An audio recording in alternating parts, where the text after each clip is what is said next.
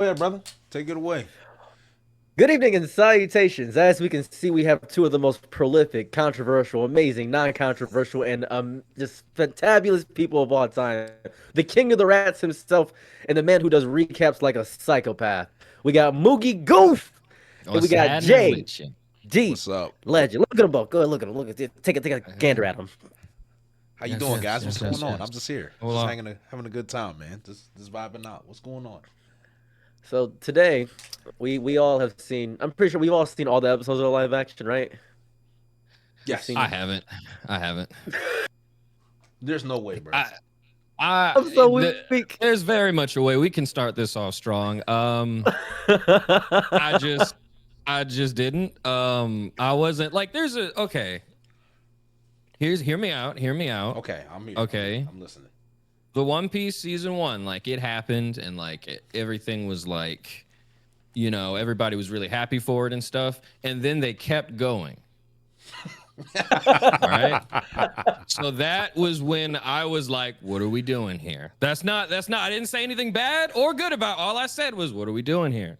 What's happening? And also, like, I thought we as a species all collectively agreed that live action anime adaptations were bad. I thought we collectively all decided that together.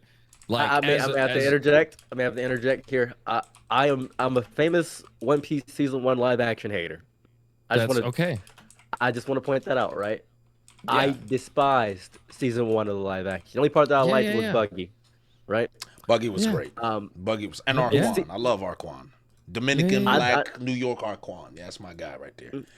Season two, I enjoyed a lot, Mhm. but for the not for Luffy at all.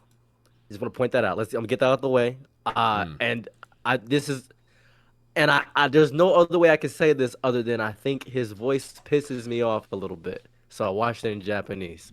Was really And Mm. annoying, to be honest. and I will say Unfortunately. a third statement that's gonna sound psychotic. Um I enjoyed the Cowboy Bebop live action a lot. That's a Uh hot I take. might be the I might be the only person on earth. I didn't know the opinions of the internet back in the day because I'm a hood black person. So I just want to point this out. I watched it with other like people in do rags and sweats, and we was watching that. We was like, man, this is cool, man. A black male getting blackmailed. This is great. We were enjoying every quip. I didn't know what Twitter was essentially. I went on Sarah's- Twitter like a year later. I was like, why is the show canceled? the credibility of this video just went down by like I just want to point 50. out. I just want to point out. I Like, just want to point out. I want to point out though. I just want to point out oh that my God. I understand why people don't like Cowboy Bebop, and I hated season one of One Piece live action. I can Mhm. grasp it, but when food tastes really good, we ain't got another motherfucker in your ear telling you it tastes bad. I just want to point that out because Okay. No, I form my own yeah. opinions. That's That's a really where that's a I'm at in good life. point. And also I want to say, like, if everybody that enjoys it, I think that's the point of like media a lot of times is like just for us to have a good time and enjoy it. So like this isn't me saying like everybody should hate it or like everyone should like not like none of that. Like if you enjoy it, like hell yeah, that's awesome. I just want to say like it is a little bit annoying to me whenever like people like that like wouldn't watch One Piece like before. Like I would tell them this is the greatest story ever. They're coming up to me now like this is the greatest story ever, and it's because they're watching the Netflix live action adaptation. That heats me up, like that burns me up inside because like even if it was like the best anime adaptation ever, it's still like you're losing so much of the actual characters, the actual Yes, you are. story. So it's Yeah. like we wouldn't be praising the same things if I said I love One Piece and you said you love One Piece. Now, of course, there's people that already like know what happens in the story and they like the show too. So yeah, like but that's just what heats me up. That's all. That's all I was saying. And I agree to that point completely. Hence why I'm going to talk about episode one of season two in the live action. Who's ready to get Let's into go. it? Yeah, let's I'm do it. ready to get So into it. so episode one was what was episode one? What was the first episode? It was That was I Loketown, went to right? Logtown. Yeah. Lowtown. Yeah. Lowtown. Yes. So I got to give credit to I want to say the start of the characterization of Sanji and them getting pissed at Luffy for bringing up the King of the Pirate shit. Might be my favorite thing. Uh, but there's this issue I have when they keep bringing it up. and the writers know they're doing it. And in real life, if somebody kept saying, "Man, I'm gonna make it out the hood," I'll probably get pissed if they never made it out the hood. Like it's been 1,000 seasons of you making it out the hood. Yeah. Get out the hood. It's been 20 years, man. Get out the. I was thinking about that. Like the One Piece live actions, like Luffy's first of all like such a hard person to like make into like a real person, but like I don't know, I just didn't like like get that. I don't know. Yeah, basically your entire everything you said. Like I didn't feel it. We can't trust Oda is what because Oda made all the decisions for the live action. We can't trust them. I don't even know if that's true. I don't know. Don't believe that. I outright do not believe that's true. I think he signed off. I think he signed off on some things, but I think the writers had liberties to change some things, and I think Oda gave them the sign off. I'm positive he did not do. I think if anything, yeah, maybe sign off. I don't even think that's the extent. I think to the extent that like he just said, hey, you can make the show, and he like gave them pointers. And there is certain stuff that he's like, hey, you can't do this. Like, do not do this. But like, I think a lot of stuff he's just letting it fly because he knows like, hey, this is gonna be a hard show to adapt. So whatever you want to do, I guess. This is gonna be my most misogynistic take. So get ready to brace yourself if you could. I despise how Tashigi looks, period. And that may just be me being messed up as a human being. I think maybe I'm horrible as a person. I don't think she is a good visual actor. I don't like her acting. I don't even think I just don't like her. And that's messed up. I think that's horrible to say. I think a little bit, and I'm gonna take that on the chin. I'm not gonna change it up a little bit. Because I think that every time I saw her on screen, I was like, Zoro should kill her. I don't know. That's crazy. Yo, it's wild because I actually like Tashigi. I ain't gonna lie. Really? I actually like Tashigi. I ain't gonna lie. Because I like the cutesy Velma vibe. Right? I was cool with it. Goofy, you shaking your head because I think you were Saros. I ain't gonna lie. Not as aggressive, no. I'm not. You said no. Oh, you're not. Okay. You sound like Caesar Clown when you said the nose. No. Because it was just so. I was trying to like see because even if I didn't like Tashigi, I was like, I don't want Zoro to kill her. Like I was like, Saros is coming out swinging. I was like, minus the murder. Yes, minus the murder. Do you enjoy Tashigi? Do you enjoy? Well, I mean, I don't really have that strong of an opinion on her, I guess. I kind of think that all of the performances in the live action, with some exceptions, but like all of them, like I think the biggest problem with season 2 is like the dialogue. I think a lot of I think it would be hard for any actor or actress to like sell some of this stuff, which I want to talk about. It is actually in episode 1 when Zoro's in the sword shop and he does the let's see which is stronger. He says my will or the sword, and like why not luck? Like luck would be I think luck would even be like a cooler line to have there. But he's like, what's better, my will or this sword? And it's like. Yeah, because we're talking about curses. At that point, curses, I believe that's primarily with luck, final destination logic. I feel as though you're completely correct. And I feel like they took a lot of liberties, and we're getting a lot of John Weary, Jujutsu Kaisen-ass dialogue. Well, they also do they keep the grunts that exists in anime. They leave that in the script, and they're like, huh, yeah. I guess you're like this. Like, I don't think you should ever do that.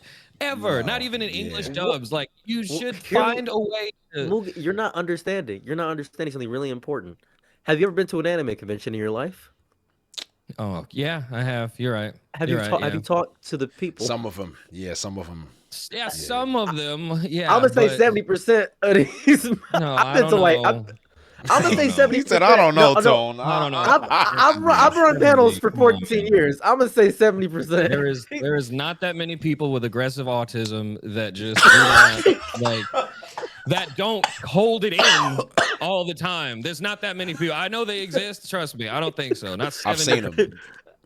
I know, yeah, they exist, but okay, I'm gonna say 51%. How's that? I'm not even so it depends on where you're going to the cons. Because when I go to Anime NYC, I really don't see that. Like you can see it in their faces, but for most time I go to anime, I'm seeing niggas. I'm seeing a lot of niggas exactly. there. And them niggas are not doing. It's just okay. Exactly. No, I'm talking about at a college. I'm talking about regular anime convention, like at a college. You see, that's I'm in the why trenches. this is exactly the story you opened this up with about being stuck in there. Did you go to the anime convention there in that city? Maybe when you were stuck in the class. Oh, come on, but see, you just in situations you're not supposed to be in. That don't got nothing to do with us. You know what it means? It sounds to me like you was interacting with furries. Now, furries, they're different creatures. Wow, they do right? that. Those are creatures, right? That's what you. I will disrespect the furries. I will. I'm scared. They scare me. Adjacent. When we get Pedro, we're gonna talk about Chopper later. When we get Pedro in here, you're gonna have a different tune because Pedro was an Easter egg in episode 1. Pedro. Oh, really? Pedro, the Willipede. He was an Easter egg. Yeah. If you pause and see, he's an Easter egg in there. He was an Easter egg. Interesting. His body poster was in there. And that's a point of contingent. That's a point of lore point because they put Bartolomeo. They put him in there. They kept putting these little lore beads in the story that made me really excited about the live action because when you have hindsight's 2020. So I hope with the One Piece and all this other stuff, like, and I'm gonna talk about it later. I'm just gonna mention it now, just for as an aside. King Taco is here. And he's such a racist caricature, but it's King Taco. It's King Taco though. I'm just excited. I'm an excitable idiot, and I discovered something. If I shut my brain off, if I don't go on Twitter, and if I just enjoy the story for what it is, enjoy for what the live action episode for what it was, with Smoker's smoke and Zoro's campiness and Nami doing all this stuff. If I enjoy it, and Sanji not being a predator, this is the best Sanji we've ever had.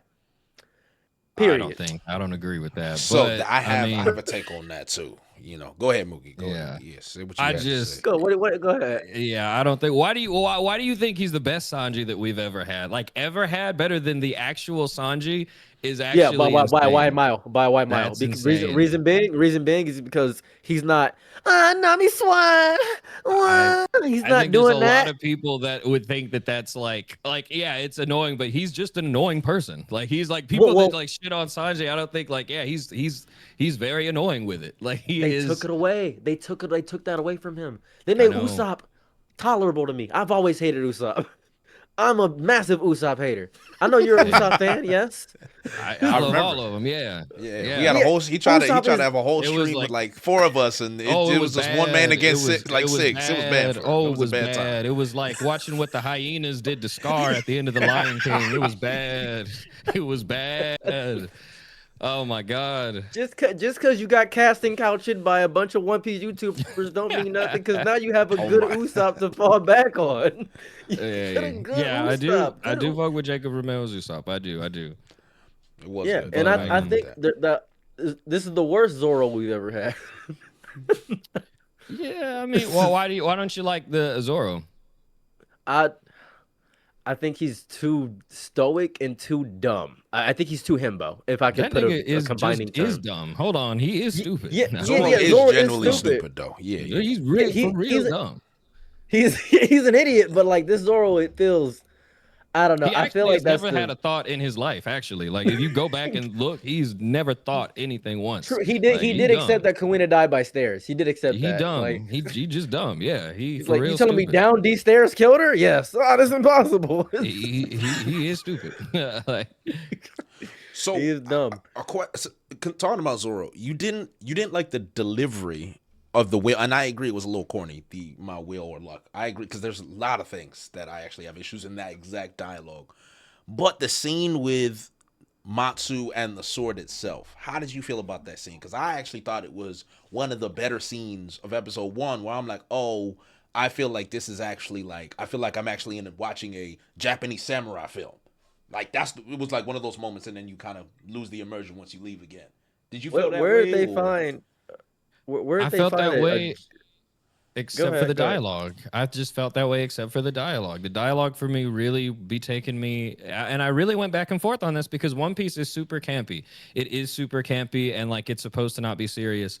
And like Saros was saying, you know, shit hits different when you're not on Twitter. Like when people telling you like why not to like it. The reason why I just like I know that isn't what's happening is because One Piece is already like that. People to even start watching or reading One Piece, you got to deal with everybody telling you don't even bother, brother. Don't even bother. Like just hate on it for no reason, except for the people that are actually in it and the Jehovah's Witnesses. But you're not going to listen to them. They seem like they were crazy before we got into One Piece. But exactly. Like to really start and get into One Piece, you have to get into it with that mindset. Like let me just and as soon as you do, it opens up to you. So I did try for real, but like hey.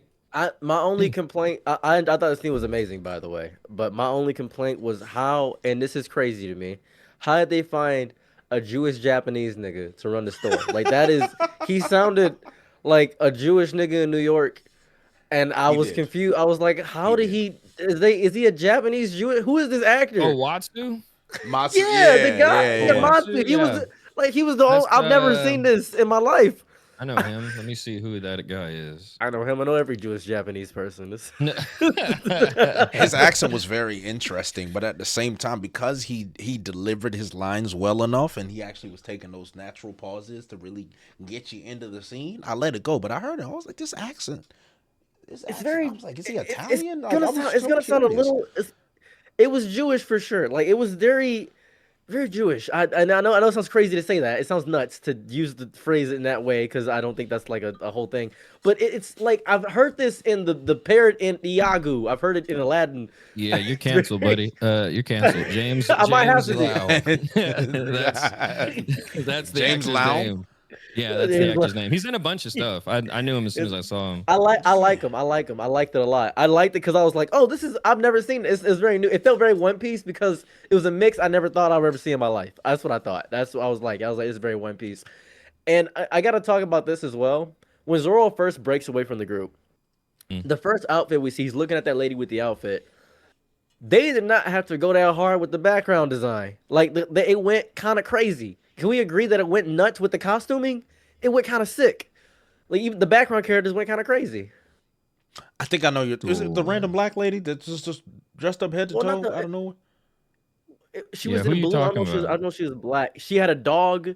Zoro looks at her for a second. Oh, I know who you're talking about. Yeah, I know who you're talking about. Yeah. She did have that shit on. She had that shit. I was like, damn. Okay, my bad. I didn't recognize because I saw that and I was like, damn, this is really One Piece. None of these niggas look the same.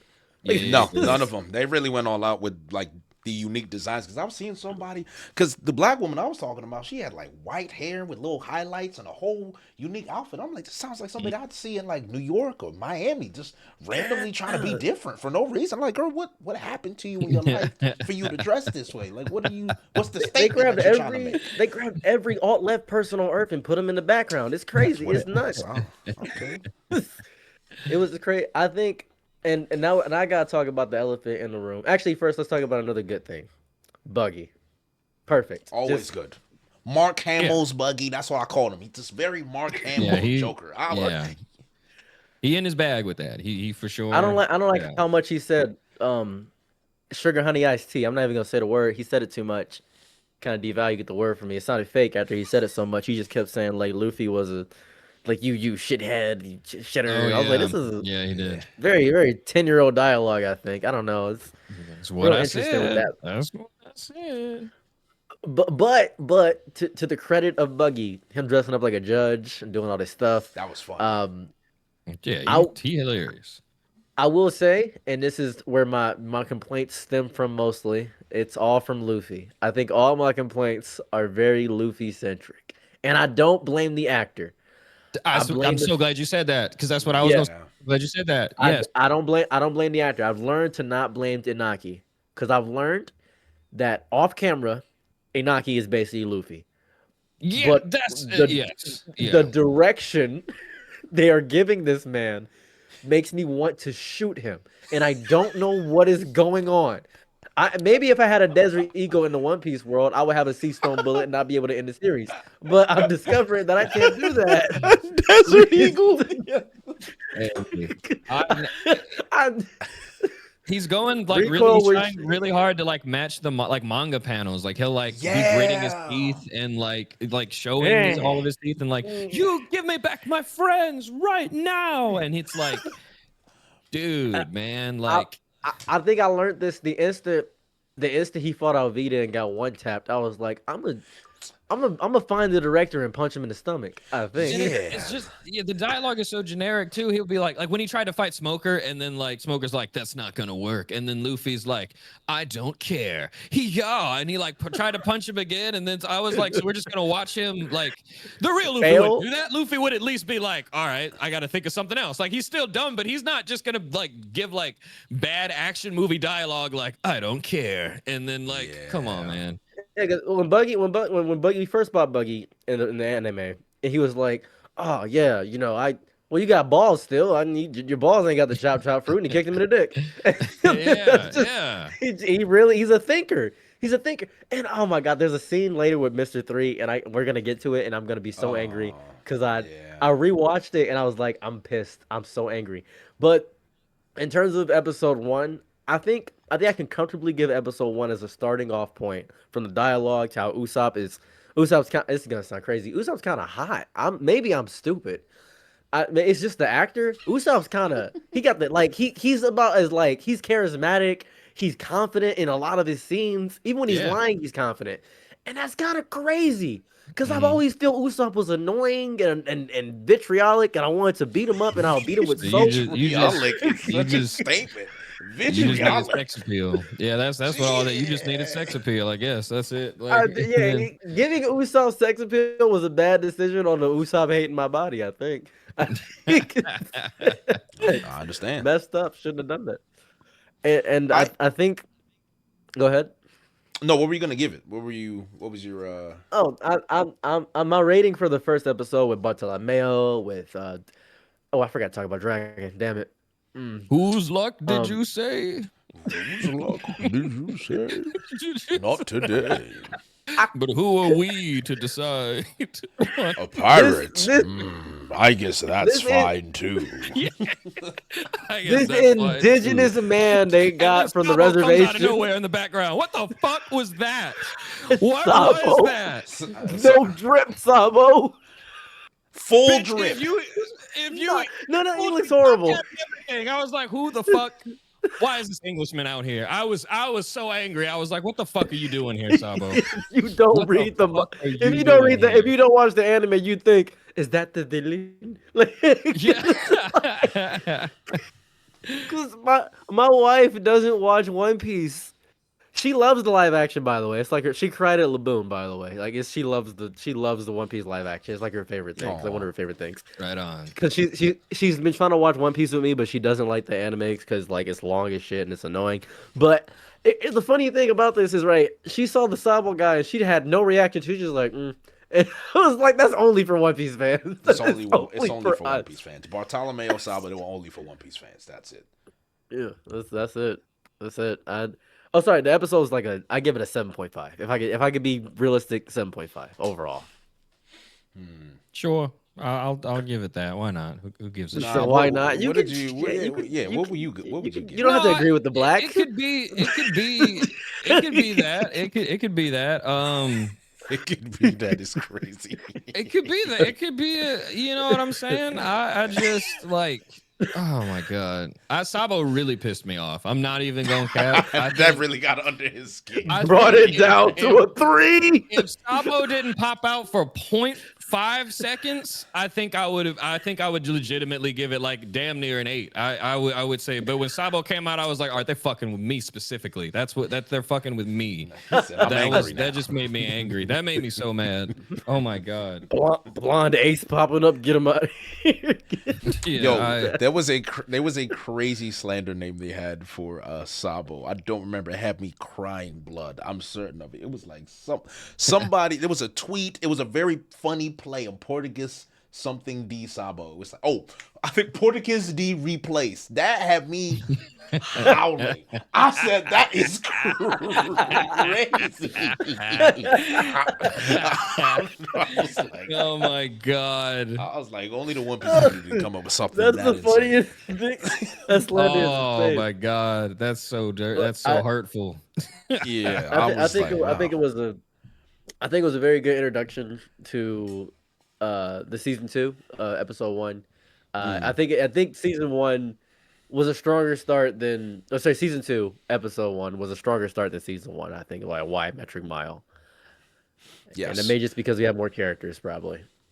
So, was the I want to highlight the fact that I love that you said that it is the direction, because I think at the end of the live action, I think I came to that realization, especially when he delivered one of that final lines after you beat Wapple. When not even Wapple, when he was talking to Chopper, right? And when he screams, "Shut up and just join my crew," and I was just like, that was awful. Like, it was actually bad. Like, it was like, when you really try to lie to like eat or to fake to smile, it was so bad. I couldn't speak. The chat was just triple dotting everywhere like Dragon, and we were just like, yeah, that was ass. Like, that just wasn't. It wasn't good. Like, it was bad. It was bad delivery. Like, I think I discovered it. I discovered it in episode 1 where Buggy was about to chop his stupid shit, and he was like, "I'm dead." I'm like, all right, man, I get it. I forgot about. Actually, yeah. Can we talk about that? That's what I wanted to talk about. The laughter. Too. Yes, it just the laughter, like he's just started laughing like the fucking Joker, and I was like, okay, what are you doing, Luffy? He needed to, because Smoker was like, he laughs just like Roger. He said that to Garp, who is nothing like he is in the manga or anime. I mean, nothing like he is in the manga or anime. I'm not even talking about the Scottish shit. He is nothing. He is a completely different character. Who is this guy? Who is Garp in live action? Who is he? That's not Garp. He shouldn't even be here, bro. Don't get me started. He should not even be here right now, goddammit. Why the fuck is Garp in here? This guy's actually giving missions, dossiers, debriefs. I'm like, what is treating him like he's the leader of the Marines? What the fuck why is Garp out here telling Smoker where the fuck what the fuck is going on? He's like, you should actually do your mission. I'm like, Garp would never say. Garp would be like, oh, you trying to go chase my son down? Good luck. Yeah, 100%. He would be like, oh, good luck. You ain't gonna beat him because you suck. Anyways, that's my blood in him. That's my sperm. Did you know that? Yeah, that's what he would be thinking. But he would dead ass. He would just be like, "Oh well, good luck." I heard he's crazy, so good luck. If Smoker was talking crazy to Garp, Smoker was like, "And I'm not here to just sit on my butt." I know Smoker's supposed to be like the cop that goes against the rules and actually does real justice, but Garp would punch you in the stomach. Or you should at least be scared that he would. Like, I haven't seen anybody talk to Garp like that in the show, like, at all. I have not. Nobody is scared of Garp in the show at all. Kobe is just like, nah, that's just Garp. He trains his hard, and Garp is just some old guy that's kind of tough. He's not a threat. But man, so many characters in the One Piece live action has me like that SpongeBob meme where they're on the beach and he's just like, why? He's just dead. That's me, man. Look what they did to my boy. Oh my god. I'm even like a little shocked because I know this is live action and we can't have the exact scaling, obviously, and I know that's not important. But Luffy is the main character and he is the worst fighter on the crew. Like, it's not even a joke. He literally looks like the weakest. Nami's the best. Nami looks considerably more skilled than almost everyone but McKenyu. Like, literally, I am not joking. Like, Sanji's kicks are so awkward to look at. It hurts my chest because I'm a big Sanji. I love his fighting style. It's hard to replicate in real life, so I try to give him a pass. But Luffy, no tech, no bag, no overwhelming strength. Here's what's killing nothing. Me. That's not even a correct statement. Have you ever seen? There's 2 movies. You ever seen The Protector with Tony Jaa? No. Okay, Protector. The Protector is a good movie. It's a Thai movie. It's Tony Jaa going crazy. It's a martial arts movie. It's one of the best martial arts movie of all time. Right. Write that down. Most of his techniques are kicks. The choreography. Yeah, I need to see crazy. Right now. The Protector. But even The Protector. The Protector, right? It's Muay Thai, but his kicks are crazy. And even crazier than that, there's 2 other movies. There's Dragon Tiger Gate, which one brother uses his hands and one brother uses legs. And then there's Candy. It's a woman who only kicks. And she's nonverbal autistic. And she's getting money from people who owe her mom money. And the whole movie she's kicking. And the kicks are just like Sanji. She does the collar kick course and the jump in the air kick thing. And this is a 2008 movie. Yeah. It's not new. It's just doing it better. Yeah, and I'm like, why didn't they get? You know what they could have got? You ever seen the movie Kung Pao? Mm-mm. You ever? Sorry, not Kung Pao. Kung Fu Hustle. You ever seen Kung Fu Hustle? Oh I've yeah, heard of it. I haven't seen it though. Kung Fu Hustle is if you have time, you need to see Kung Fu Hustle. That is how the One Piece fight should be. Because if you want goofy Chinese martial arts or goofy martial arts, you need to see that. Kung Fu Hustle is the greatest piece of martial arts fiction, period. That is how the One Piece fight should look. You know, I'll sign off on that. Yeah. It is Stephen Chow, the director Stephen Chow, him with Shaolin Soccer, Kung Fu Hustle. If they had that kind of choreography, I wouldn't even have a complaint with this. But the issue is that they want to have it be a live action. They want it to be anime instead of being martial arts insanity. It needs to be martial arts insanity, and Luffy functions best when he's doing martial arts. He doesn't even need to stretch. He can just do martial arts insanity because he's a good fighter. That's what I'm saying, man. That it's every time when he fights, he's in front of like a green screen or something. Or not. I mean, I guess they have better ways of doing it for sure. But like, it just doesn't look like he's really doing anything. So Inaki has to like act it out. And it doesn't look fun to watch him fight anybody. He always has to get like bailed out of something too. Always. And like, except for when the plot happens and he has to win. But it's crazy because I don't feel that from other people. Like, I feel like they're actually winning most of the time. But with Luffy, let's power scale. Let's do some fun power scaling of the One Piece live action. Please don't. We just don't have to do that. That's not. Zoro's one. There's no reason to do that. You don't have to, but I'm gonna say Zoro's the best fighter on the crew, cause obviously, and then I think I'm gonna put Chopper in second. Just put Chopper second, Sanji third, Nami fourth, and then Usopp, and then at the very bottom, it's gotta be Luffy, who got bailed out by Usopp. You put the nigga got a slingshot. He's over Luffy. He just be out there. That's it. I mean, you put Vivi. You could put Vivi over Nami. I think I put Vivi right next to Nami. I think is really. Hold up. You know what's crazy too? Smoker's fights. I didn't think that was as cringe as whenever they're Luffy good. They're really good. Smoker was They're really good. Smoker was actually really good. I Amazing. thought Smoker was really good.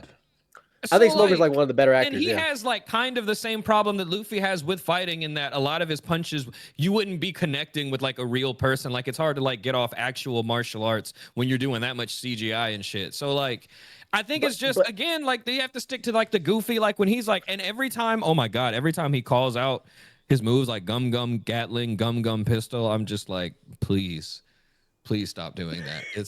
We don't have to do that. I'll tell you the quick fix of that. Watch it in Japanese. And that would fix it immediately. That would fix it immediately. Yeah. Because I watched it in Japanese and I was like, this is amazing, actually. This is actually pretty good. When Smoker did the elbow drop and it leaned into his face, I was like, this is the rawest shit I've ever seen in my head. I don't know. That's so raw. I feel like that's cheating because the Japanese dub would for sure fix like every problem that I have. I'd be like, this is a chill show. They need to lay off the One Piece live action. Like if I did that, it would immediately happen. And I don't like that because like I said, dude, I really truly do not blame the actors at all. I do not think that any of them are like doing a bad job. It's that when you have this dialogue and when you have like the direction, whatever that they're giving, it's so hard to sell the things that they have to say. Like Inaki Ghidorah, God bless him, there is no way for him to deliver some of the lines the way that they're telling him to deliver it, and for us to feel the emotions that they want us to feel. At least that's what I felt. I think a lot of people do feel it and enjoy it, and that's wonderful for them, truly. But for me, I just couldn't. I just couldn't. He needs to be himself. And I've never said this about anybody trying to be another character. He really needs to be himself because he is Luffy. He's literally Luffy. 100% what they did was, and that's why he got the role. I feel like they didn't even do auditions. They just saw Inaki just outside, and they were just like, yeah, that's him. That's him. He wouldn't even act. He was just out eating a sandwich, and it was like, Luffy, you do that. And he got the job. I truly think they should give him part of the script, like not enough to make full sentences and just tell him you do the rest, buddy. You just figure it out as you go along. Like I think that'd be better. Yeah. Okay, so episode 1 was pretty good. That was fine. Episode 2, was that Laboon? Is that Laboon? Am I stupid? That's Laboon, What, right? the whale? Yeah, the whale. Yeah, the next one is yeah. Okay. I loved the ship part. That was amazing. Yes, the ship I part think was when in going up the ship, I think that was some of the better character acting from Luffy. Him pulling and that was some of the better CGI. That was pretty good. I think that was amazing. I got really angry when I saw the map of the One Piece world because I'm 100% positive that was Tekking 101 and only Tekking 101 who drew it. Maybe I'm stupid. Maybe you're somewhere else. Anyways, I'm not going to get on that. Tekking deserves credit. Shout out Matthew Crawford. Anyways, Hey. the greatest. Got y'all wrong for that, Netflix. Pay my boy. But, pay Tekking. But outside of that, the whale looked fine. I'll give it that. I actually have no real issues with this episode. Even the Crocus bit was him describing it, and I appreciate them not actually being inside the well and there being a door. I'm happy they didn't even do the Crocus bit. I'm happy they didn't do that, right? Here goes my biggest issue. It wouldn't have landed at all. No, the doom. They wouldn't have landed. They would have had to do a fourth wall break, and that wouldn't have been that good. I think the only issue I have with the episode at all, everything was good. Vivi's introduction was nice. 2 issues actually. Why was Sanji in any universe for a second slightly struggling against that boy with the bats? Was it Mr. Nine? I just that it's just the little things that I get so angry at. It's just like things like that. I'm like, why is he actually having a hard time with Mr. Nine? Like, why is Sanji having a hard time? Yeah, like I understand. I was like, why is this femboy giving him a difficult time? This is ridiculous. This double-batted femboy shouldn't be giving my boy pressure at all. Doesn't make any sense. Yeah. I don't know. I wish I knew. I wish I had an answer. I don't. And I think my brother described it best to me. I think I have a good reasoning as to why. He said, well, think about people that are just watching One Piece. If the Straw Hats are steamrolling everything and they don't get to show the entirety of it, it will be boring. You got to have some tension, right? And yes. I said, you know what? That's good. From because Mr. My brother, Nine? Yeah, hear me out. My brother, this is so important. My brother is an idiot, right? He's stupid. Like, he is balls to the walls, a dumbass. And I completely understand his point. Because that makes sense. Because most people that are going to watch this show, and complete disrespect to my entire audience, you guys are stupid. And if you're watching this show, hold on. Not that you guys, with this. you guys' audiences are fine. But my audience sucks. You guys are stupid. God damn! Why are you talking to your audience like that? That's because my audience are a lot like me. They're TikTok scrollers, they're doom scrollers, they're smooth brains. Me and my audience, we're one and the same. We're smooth brains. We're hanging out on a date and we're going through our phones because we're bored. That's what we are. The kids that can't watch anything without Subway Surfer on. That's what you got. Yeah, right. Because now during this video, there's a Subway Surfers right next to Jay's head.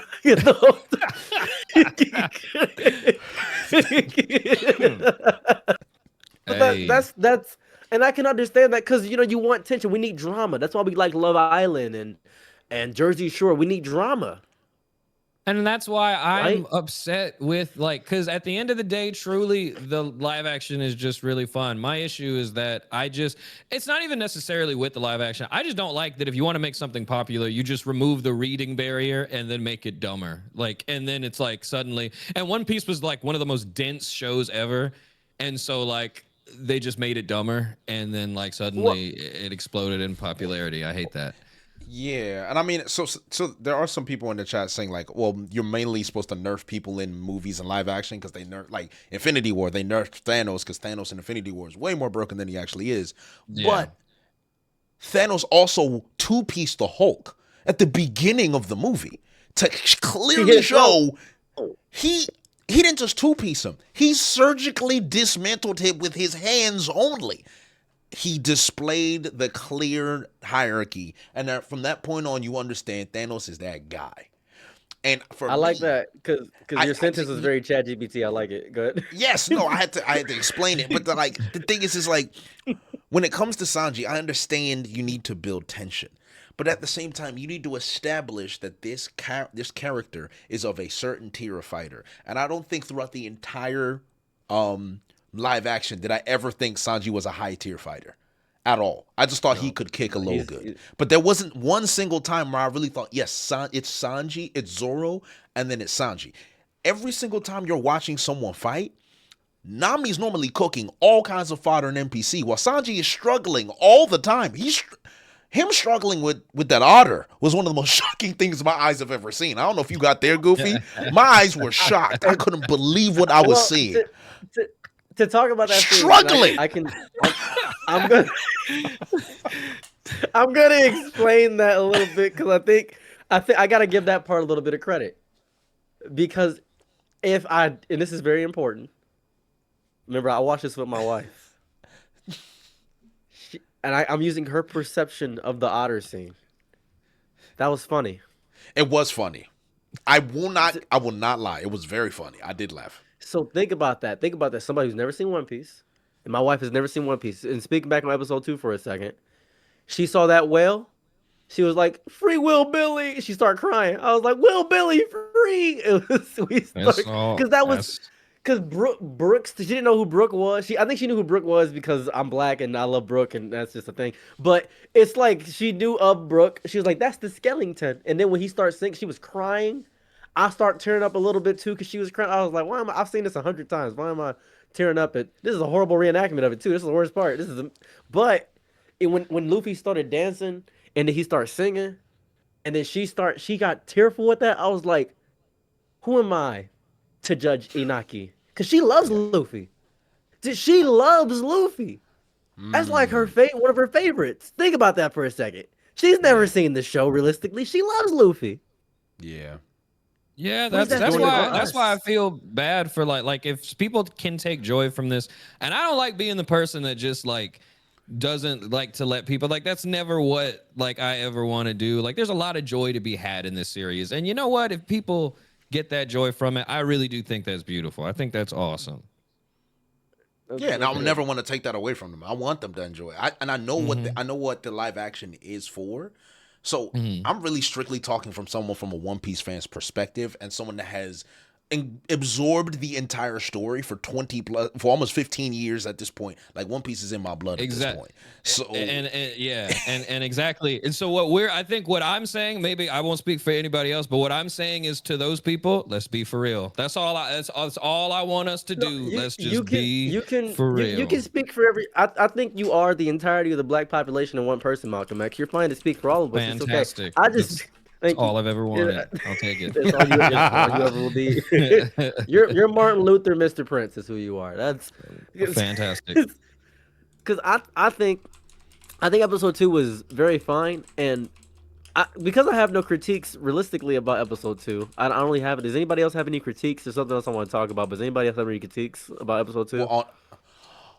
Well, not really. I think. Because, believe it or not, I thought the first time I really genuinely enjoyed Anaki's performance was actually when he was singing. I actually liked it a lot. I was a big fan of him singing and dancing. I was like, wow, this is great. Like, I'm feeling... I think I said it's the first time he felt like Luffy is when I saw that. And I was like, okay, I can get jiggy with that. I also love... I don't know what it is about these Scottish accents, but with Crocus, it was perfect. It works. Just an old, it works so good. bitter Scottish man. And I was like... I think I'm on board with this. I think I'm solid. I mean, Black Brook. I mean, Brook is not just black. He's a nigga. And that's what I'm saying in my reaction. Like, they didn't just cast anybody. They casted a thoroughbred, dark-skinned, soul-loving, nappy-haired nigga. I said, yes, yes, yes. I was so happy about that. So, I guess no. I don't really think I had any more critiques. Moogie, you see episode 2? Yes, you have any critiques on that, or... Not with episode 2 specifically. I did at the beginning when they were like coming into like going over what's that? The Reverse Mountain. When they were doing that, I kind of got annoyed because like Luffy was like sitting on top, and again it's just like, and everybody's like struggling, like we're all about to die. Luffy's like, what? Like he's fucking R2D2. Like, and he says that's his favorite line. Woo-hoo! like of the entire and. I just like so my criticisms like they feel so petty and I don't want to like be petty. Please, I beg of you. I'm gonna be worse. Cause you can contrast from my extremity. He is gonna be worse. I will be because right now I have nothing. It's gonna get way worse at episode 3. Episode 3 is gonna be real bad for everybody. Goofy, remember this man said he wanted Zoro to kill Tashigi. Let's remember that for a second. He haven't gotten there yet. You're right. Yeah, you good. You good, man. It's okay. Yeah. So episode 2 was fine. I liked the inside of the whale, very Moby Dick. I like that. Very Richard, very Moby Richard. Like that a lot. My thing here is, and I got to talk about a part of the online reaction to 2 things. I think Vivi's actor is maybe 20 leagues above a lot of the other actors. I think she's exactly where Emily Rudd is. I think Emily Rudd is an amazing actor, and I think that Vivi is phenomenal. I don't even notice the skin tone a lot because we gotta look at this from somebody who's never seen One Piece. They're not gonna care.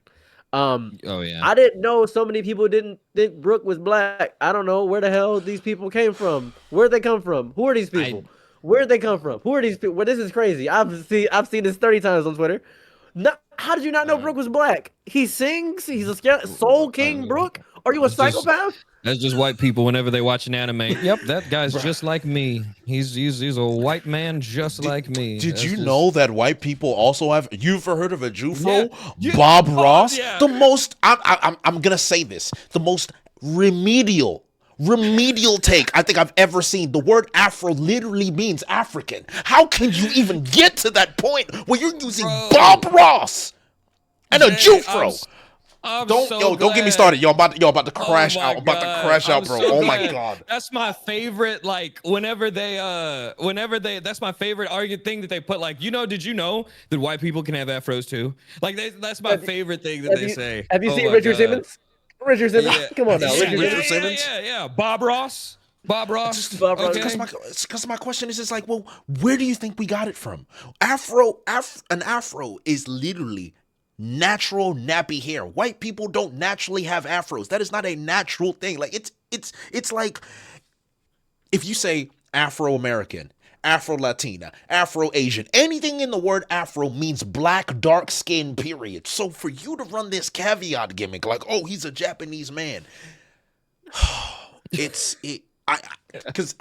I'm not kidding you, Saros. When you brought that point up, I had just found that post today, and I was about to quote retweet it, crashing out, and I told myself, don't do it, let it go. You've been crashing out too much, and then you bring it up, and now I'm just letting it all out because I just don't understand. Like, where did soul even come from? Who invented soul? That's what I'm trying to understand. Well, Brook invented soul, and Brook is white, so calm down, Blackie. Anyways, clearly a white man invented soul. He just let's jot that down. Come on, it came from the soul fruit, and Oda invented soul. Let's calm down. Exactly. Yes, I'm sorry. I don't know. I don't even know why. It's just a shame. I should have known. It's in your nature. Anyways, as I was saying.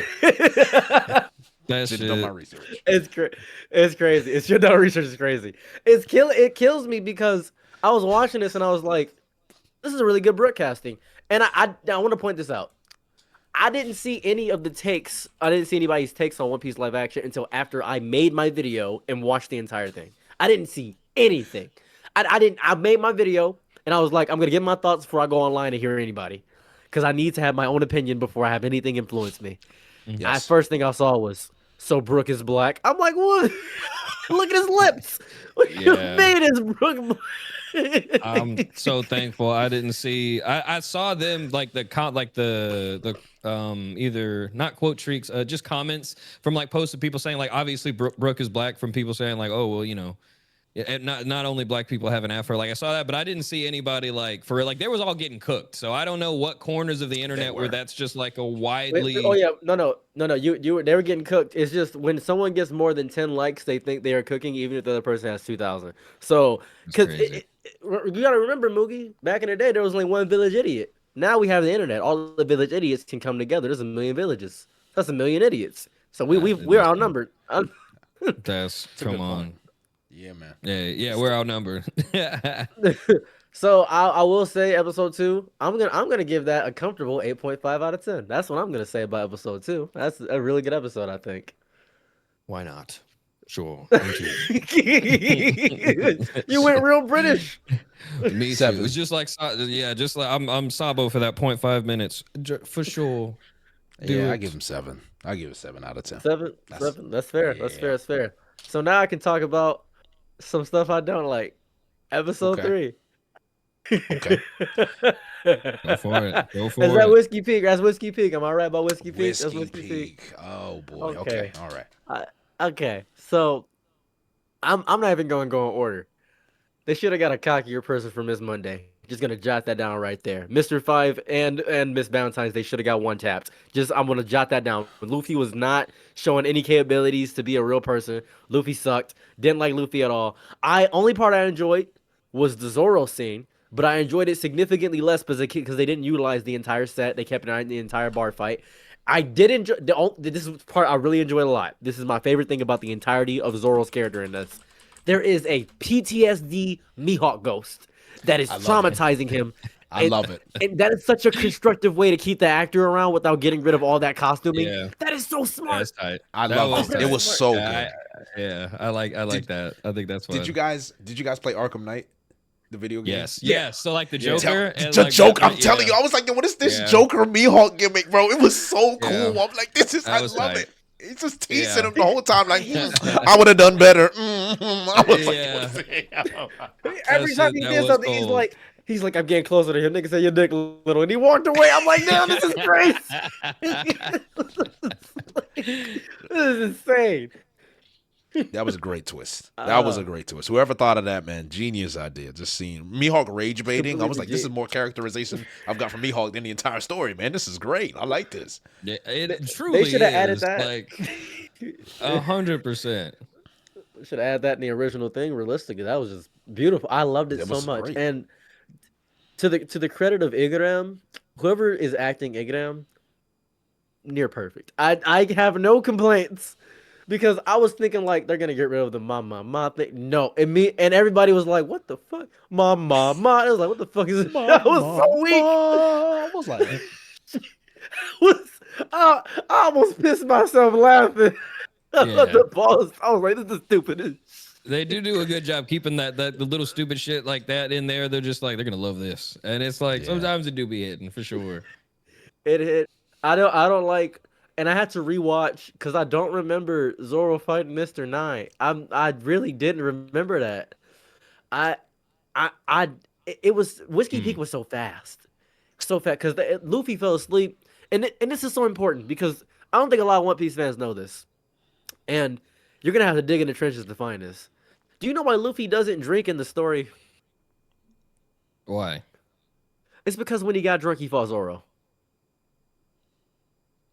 Wait, that's like the canon reason?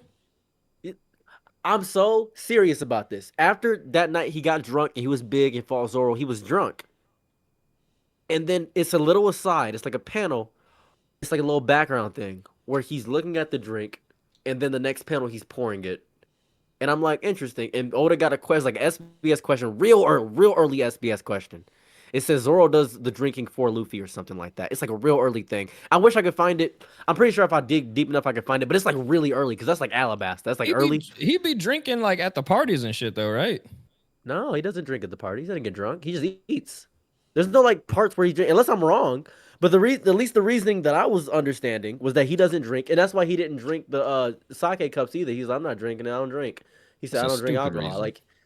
I know it's dumb. I'm pretty sure. And if I'm wrong, somebody's gonna tear me apart for this, and that's fine. I'm looking that up right now. Hold on a second. Go crazy. I'm gonna find out. But I thought and that maybe I'm wrong. I could be wrong, but I'm pretty sure he doesn't drink because he fought Zoro. And if that's the and I don't you think could be right. That's just stupid. You could be right. I'm definitely not saying I don't believe you. I just think that's fucking stupid. Because what other reason did he fight Zoro? He should have never fought Zoro. I think the rumor with that is like Oda's editor was like, hey, it would be really cool if Luffy and Zoro fought. And then Oda was like, I mean, I guess if that's what you want, I guess. But I like the Zoro v Luffy fight because it trivialized Mr. 5 and Miss Valentine's Day. But Mr. 5 and Miss Valentine's Day were so deadly. I was like, damn, this nigga's boogers are this strong? It was so deadly. Yeah, that was kind of crazy. Like Jay, how do you feel about Mr. 5 being the strongest character in the series? I think just seeing him digging his nose every time just made me revolt. I was like, oh, this is nuts. Yeah. Because it's like, it's one thing to see it in the anime, but see dudes just going, but just go, just like, I was like, every time I was like, my longest bro, man. like, I can't, I mean, again, I tried my best because I knew I'm like, all right, I'm watching the live action. The scaling is not that big of a deal. Don't lose your mind. And the only problem is like if you're gonna reduce the scaling, you can make the normal still look impressive, or at least make Luffy look like the strongest fighter on the crew. But every time Luffy fights somebody, he gets folded like a deck of cards until it's time to get the last hit. That's what Luffy is. He's a last hit merchant. That's it. So when then I'm seeing this guy get folded by Miss Valentine, and I'm just like, was she really that wrong? Because he's a one-trick pony. Yeah, why did Nami stop him? I saw that when Nami stopped him. I don't know. I was like, but Luffy's. No, Nami was like, stop. No, Luffy was like, I can kill these people. I'm the strongest in the series. This is insane. I'm literally the strongest in the verse right now. I can end him. I was confused. I was like, Luffy should be able to handle explosions. And I discovered it's because if he used the Gum Gum Fushin, the big balloon, if he did that, that'd be more money. And he can't keep doing that. With all this money, they already built this set. Yeah. It's killing me because. Go ahead. Well, I was just gonna say, I think Luffy for sure drinks. I think whoever. I got hit by propaganda. That's on me. That's my. I was about to say. I think you got. I think it was AI, brother. I think it was AI. Whatever you talking about. It's okay. You gotta understand. You gotta understand one thing. My brother is a man who watches anime balls deep religiously, so maybe I got that a little bit of. He watches that like it's his favorite thing. So he might have influenced me with that. I may be wrong. I could be wrong. That's fine. I just needed that to not be true. I desperately needed that to not be true because like it would make what should have never happened even more canon. Like Zoro and Luffy should have never fought. If that was true, that means that Oda thinks about that and consciously makes Luffy think about that. And then that makes him not drink. And then I was about to crash. I was about to crash. I want this. I'm gonna somehow prove it later, and I'm gonna make it worse for you. I think that would be funnier. I think it would be. It would be. Truly would be funnier. Because my God, that'd be crazy. Okay, so we're still on episode 3. How does it? I think they characterize every character really well, but I gotta talk about my favorite scene. First off, Moogie, you've seen episode 3, yes? In Whiskey Peak, you've seen it. No, but okay. Yeah. I gotta tell you about something, and you're not gonna believe me when I say this. Okay. Usopp and Sanji have a 2-man. They run a 2-man. They're about to run a 2-man. Yeah, I'm not joking. That's not even a joke. I'm not even saying something funny.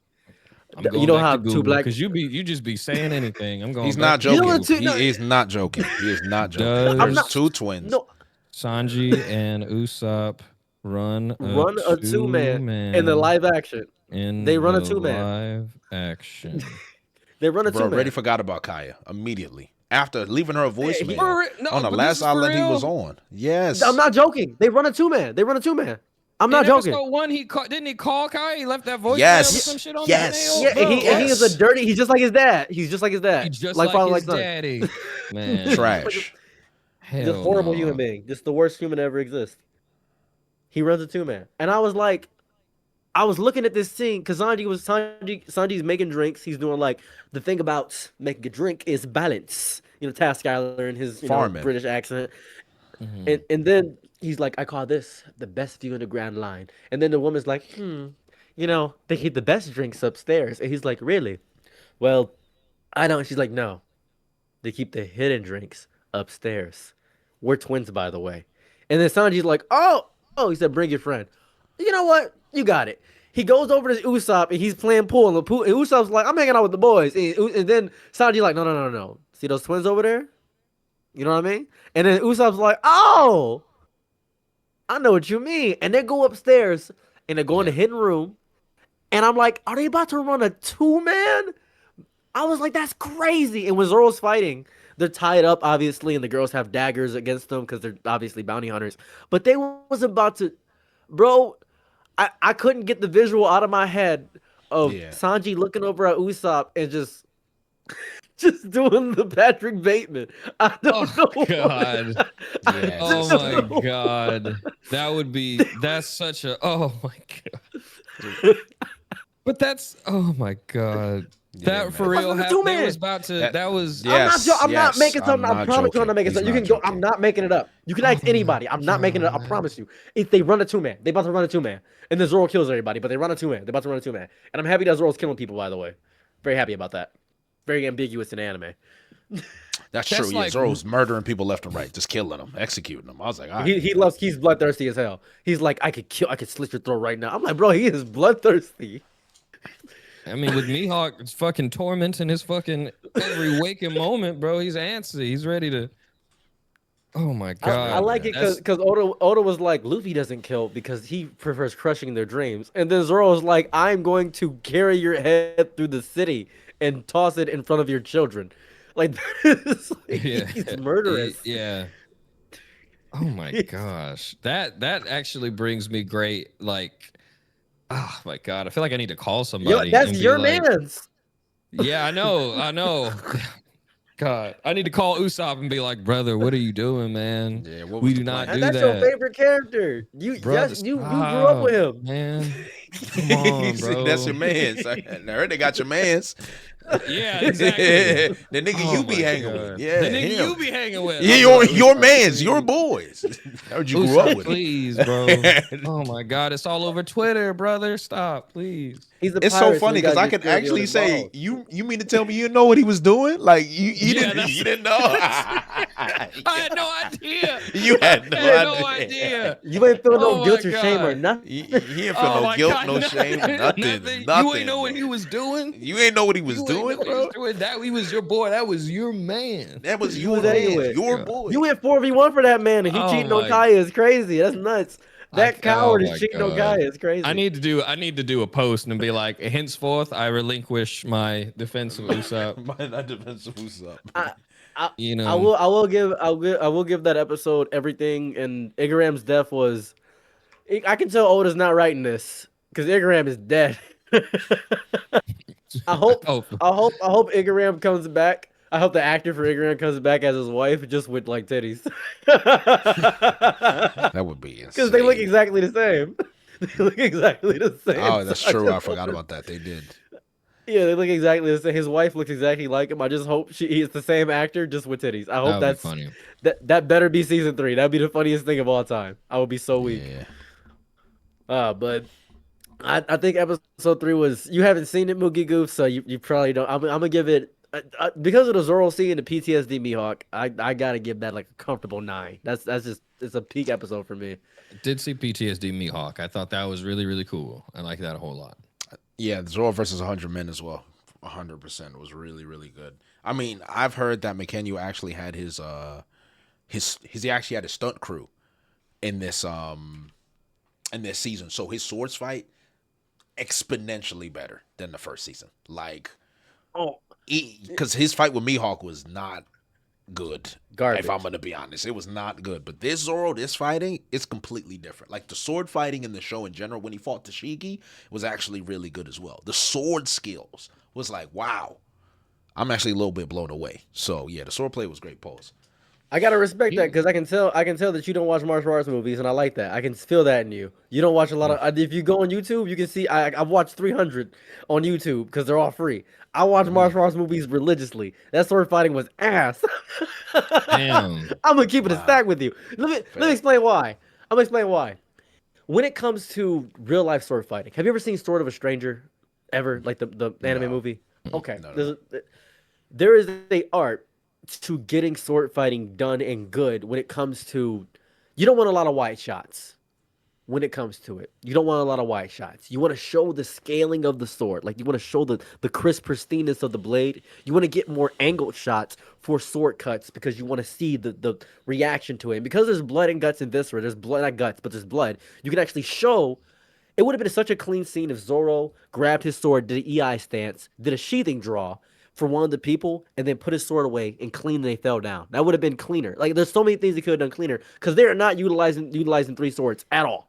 They're barely utilizing it. He brings it out as a power boost. He doesn't use the mouth sword ever. He just puts it in his mouth. He puts the do-rag on. He's like, and this is crazy. My wife pointed this out. She said, in the Indian minority hunter, there's a lot of black people here that he's killing. And I'm like, oh. I mentioned it. I called it out. Is it a bunch of black people that he's killing? Tons of black people. Tons. The black extras, there was like at least 40% were black, which is not correct scaling, I think. So Zorro's in that bitch like it's Resident Evil 5. Is that what you're telling me? Yeah, now? Now, someone has told me they shot it in South Africa, and they're using the South Africans as the South African citizens as the extras, which is why there's so many black people there. So that's their code. That makes sense. Then the first scene when he fought in the 100, I paused it and I showed the chat. I counted, there was 5 white people in front of him and 2 niggas. There's a black man on the far right, and then there's white people mixed in, and then a black dude there. The first thing he does is sidestep all the way to the right and cut the black man. And I said, you can't tell me that. It's the first thing he did. Like a full Giannis Euro step to the right. I said, how did he get there? This is actually going to be really fun because since Moogie hasn't seen past episode 3, this is going to be great because now we're going to explain just nonsense to you that you don't understand. It's going to be great because I immediately caught that one though. I was like, when he described it, I was like, oh my god, he went for the black people first. He went straight for the black man first. I couldn't believe it. It was really crazy. Anytime Zoro has a third sword in his mouth. And you know what's crazy? There's a way you can do that. You can have him clash with the 2 swords, him drop it, and then have the third sword slide through somebody's throat and slice it. Since he's actually... Because it would be obviously stressful for somebody's neck to do that. It would be difficult training. But you can actually have it to where he slices the tender parts and do that. Because every time he uses like the tornadoes or something, that variety, when he was fighting those... When he came outside and it was Mr.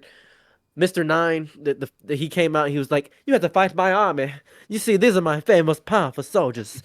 You fought the scrubs, and they're the greatest people of all time. I'm like, what? I ain't got nothing against his voice, because that's exactly how I imagine Mr. 9 in my head. This is the perfect casting. This is 1-to-1 casting. What I'll say, I don't know if I would say that I would have the critic, because if you think about it, it's all nonsense. Like the sword play, like I wouldn't like... I definitely hear what you're saying, but like 3 swords in general, like it's stupid. How the fuck? Yeah, I just honestly like, and like, can we be anime? How's he doing it? Zoro is just dumb. Like I'm not convinced. Like 3 sword style? Are you kidding? That's just the nigga. He's a knuckle dragging moron who put a sword in his mouth. That's just what he did. And him being too stupid to think of another sword move was like, what if I put a third sword? What's better than 2 swords? 3. I'm gonna just put one in my mouth. I gotta respect that. Left to his own devices, that meme of him doing 4 sword style with the sword in his ass, that would be for real. He would do that for real. If left to his own devices, he would do that. I gotta respect that because you said Zoro is the only member of the crew who is a homodiagonous. He's the only homo direct, like beyond. He's a homophialysis. He's beyond homo neanderthals. He's just so beyond. He's in the Mesozoic era of homo species genus. He's so far below. Cause you called him a knuckle dragger. That's homophylogeny. He dumb, bro. He dumb. Lovingly, but that boy is dumb. He's dumb. I think the only thing I didn't like was there's no talk of Luffy in this entire thing. By the way, I want to point this out. We are like we're only talking about the other Straw Hats because Luffy. You know what Luffy's doing? Luffy's eating pies and getting hard. He's getting aroused by Vivi and going to bed about it. The dance, the dance. No, that can't be right. I gotta like stop. That cannot be true. No. I'm gonna explain what happens. Bill Clinton pulls out a saxophone. Sorry, and Bill Clinton pulls out a saxophone. And he starts playing it, and then Vivi I'm gonna do what she does. This is what she do. No, that's it. And then Luffy's like, whoa, and he falls asleep. And falls asleep. I'm not joking, it's not bro. The pheromones. I'm not joking. The pheromones. I was like, because he's eating pie. He's eating pie in a bakery. And then Igaram brought out the saxophone, obviously, Yeah, and he put a saxophone and it hypnotized him because Luffy's stupid or something. It's like a whole thing. I was like, wow. Luffy got, and I'm a huge believer in a Luffy is asexual agenda, but man, that is I think the hypnotism works a little bit, but that's crazy. And then I watched the interview with the actor, and she said I choreographed the whole thing. I was like, I can tell, nigga. I can tell that's what you did. Yeah. Oh my god, I gotta see that. I gotta see exactly what you're doing. Oh my god, the way you did that, that's exactly what she did. I believe you. I dead ass. I truly believe you. Hang on, VV dance. Go look at the VV dance. Look at it. You need to see this. It was the Bill Clinton with the saxophone and everything, man. It was beautiful. Bill Clinton with a saxophone is insanity. I guess that's what I was. Oh my god! Watching it in real time. Oh my god, that boy is dumb. Oh my god. Oh my god. Hey, that's you know what? Hey, and you know how many people were like, I was telling people like my problems with the One Piece live action, and then she is shaking them hips. I tell you what, the more I look at this, the more I understand. The more I just get it. I'll tell you what, I understand. Yeah, the more I just Luffy, I grasp your struggle. I'm here with you. Yeah, I gotta click out, I think, because I'm being hypnotized. I gotta get out of here. That boy said he bookmarking this. That's great. Yeah, it's there. It's there. You just like your Go Usopp. I see. No, hang on. I don't agree with what he did. That's different. I'm just getting hypnotized. That boy, no. See, look, and I just see, Raph's Revenge. What's up, boy? What's up, brother? What's going on? Did he like Nico Robin in the cowboy hat? Of course. I'm not a monster. I'm not like I'm not gonna. I may be the only person that has an adverse opinion. I think Nico Robin is a great actor. I think the Russian is fantastic. There was something off, and maybe it's the direction of Nico, but I think that this is gonna sound crazy.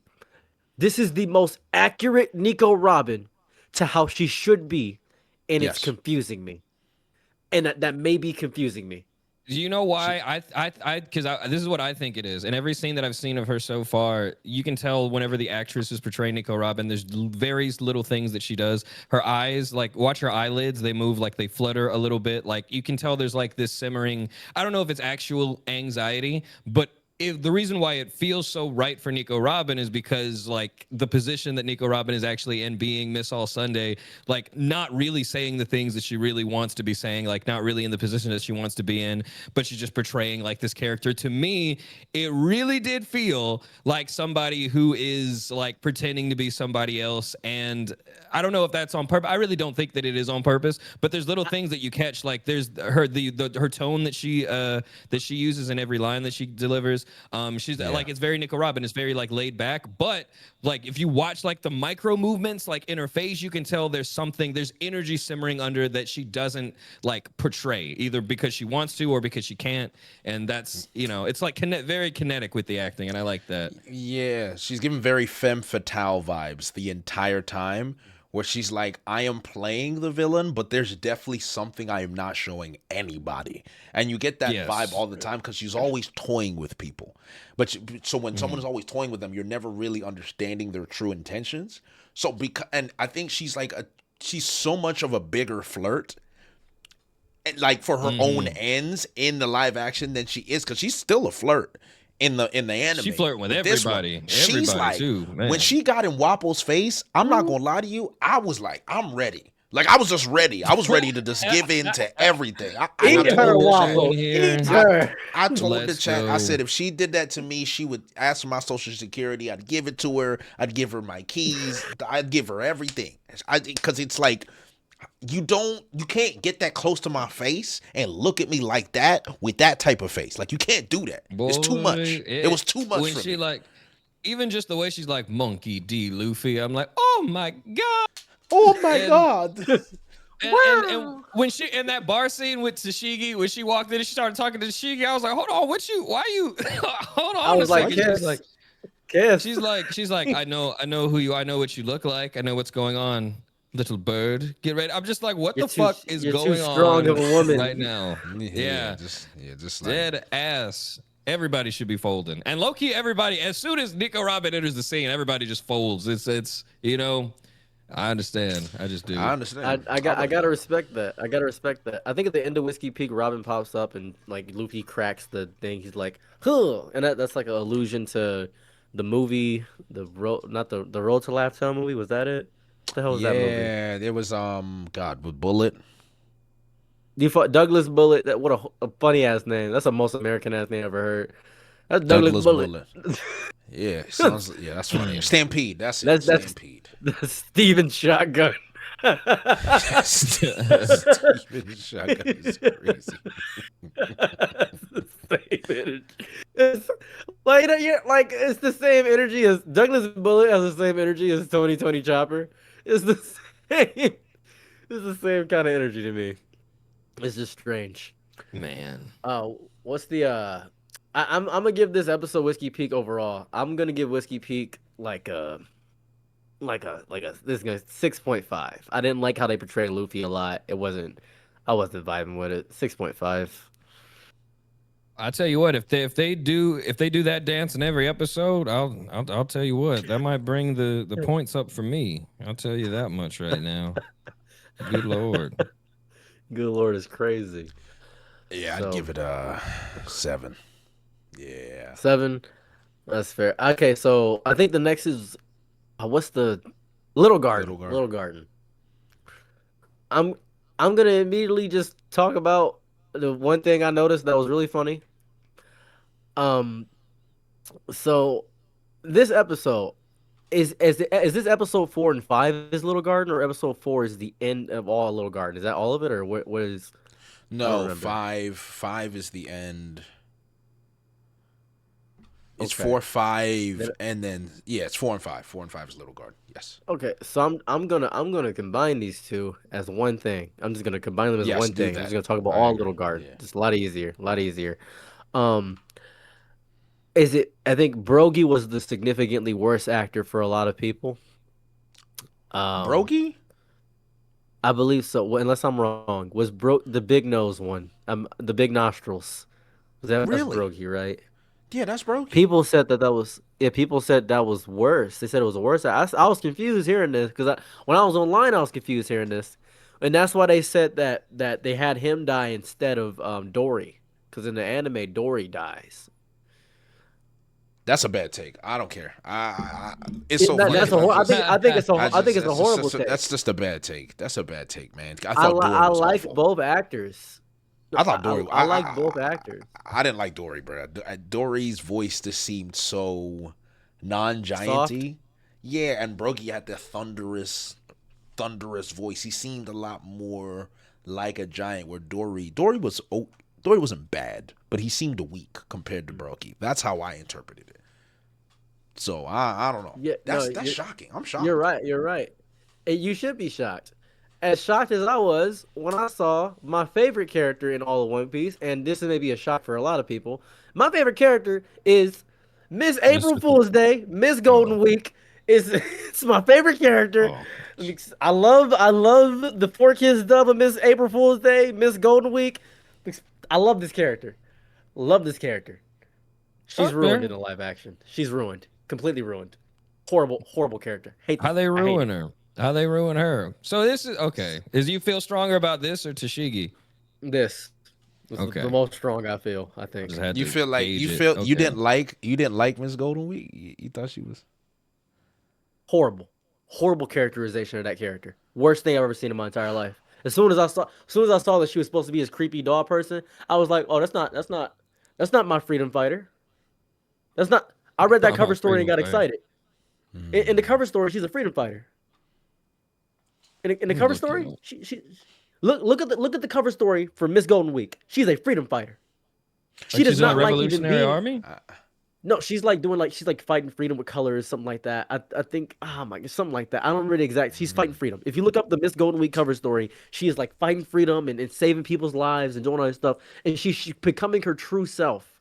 She's becoming her true self, and that is so important for the entire characterization. What do you mean fighting freedom? She's fighting for freedom. She's like a freedom fighter or something like that. Okay. And Let's see. And she I wanna read and the it's cover like story. it's a good cover story. It's a really good cover story. And I was confused. I was like, oh, what? Why is she creepy in this? Because even in the anime, she's like, I don't really want to be doing this. She's like lazy about it, lazily painting on stuff. She's very lazy with it, and I respect Mm. that. I respect that. In this one, she's actively a psychopath, and I'm like, She is. this is. She is psychotic. I'm like, this is not the. I had to rewatch it because maybe I was remember wrong. I now. was like, maybe I Mandela affect myself. I thought I was crazy. I was like, maybe I didn't watch it so long that I did forgot. But I rewatched all Little Garden just to be angrier. I was pissed. Yeah. This is where we differ, man. I didn't care for her that much, but I did think she played her role well.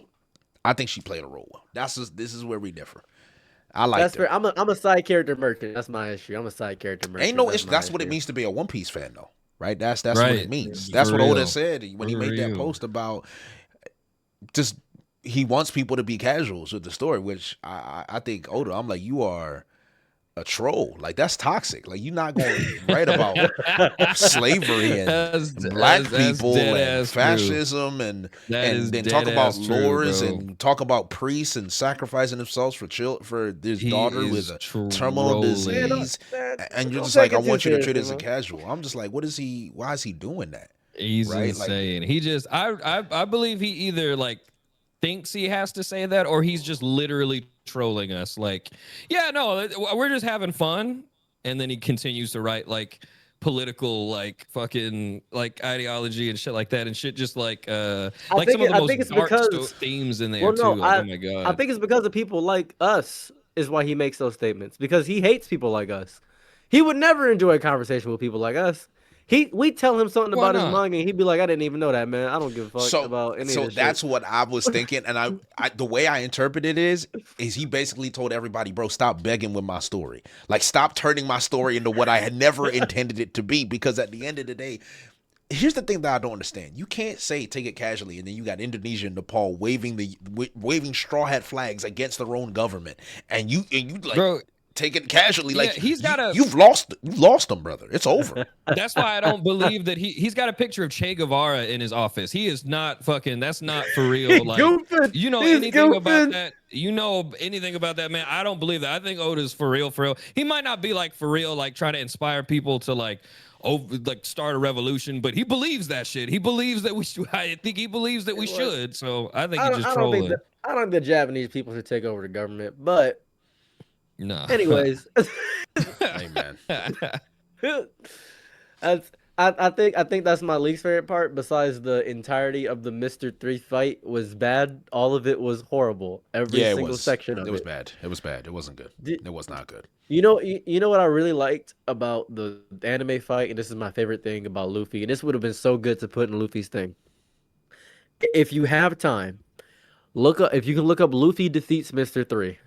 It's the funniest thing of all time. You should. Oh, I remember. Mr. 3, he did all this effort. That's why I didn't like this one. Yeah, I agree. He put all that effort into putting all these things, and Luffy was like, He did what Billy did in the Grim versus the Billy and Mandy.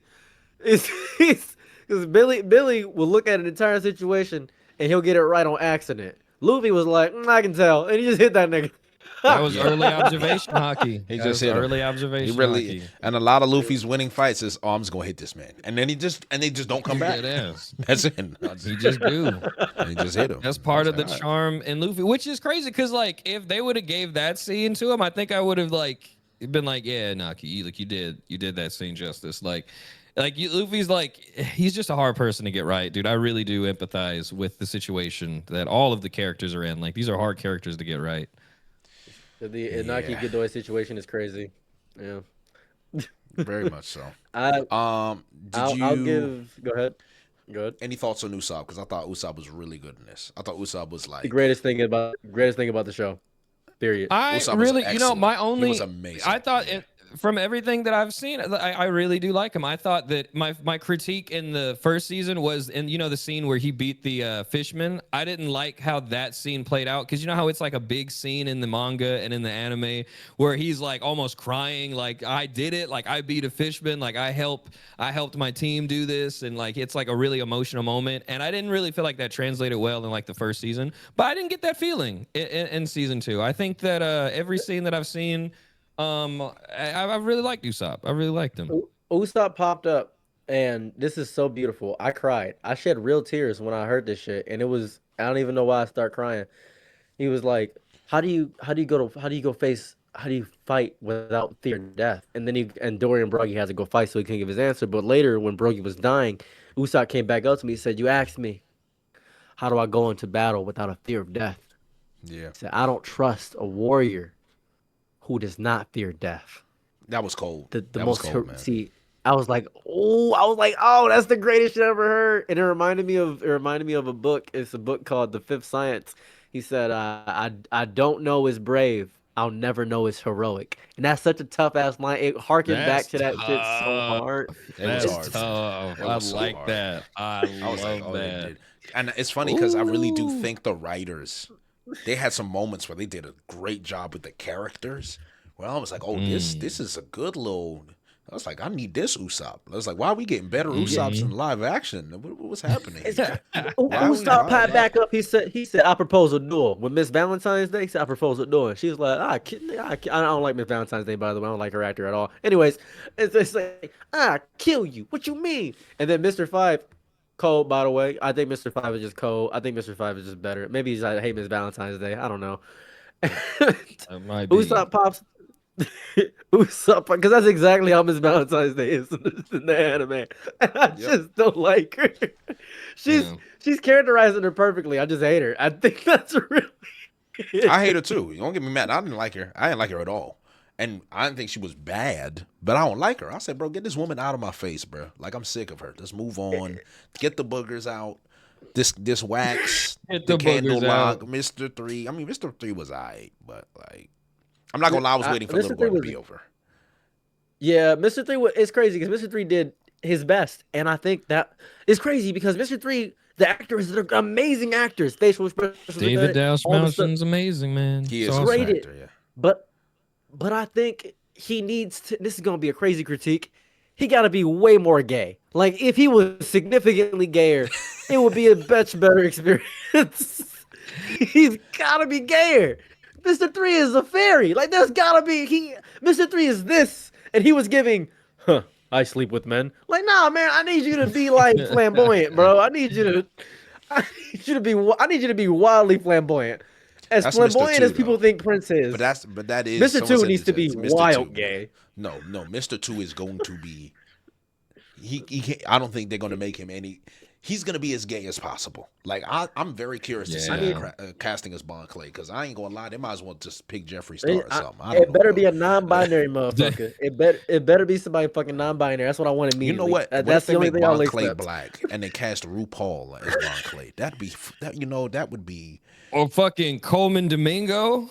That's what they could. Oh, the little Dominican. You talking about that random Dominican pop star who's just like very flamboyant, gay, and bald? Is it him?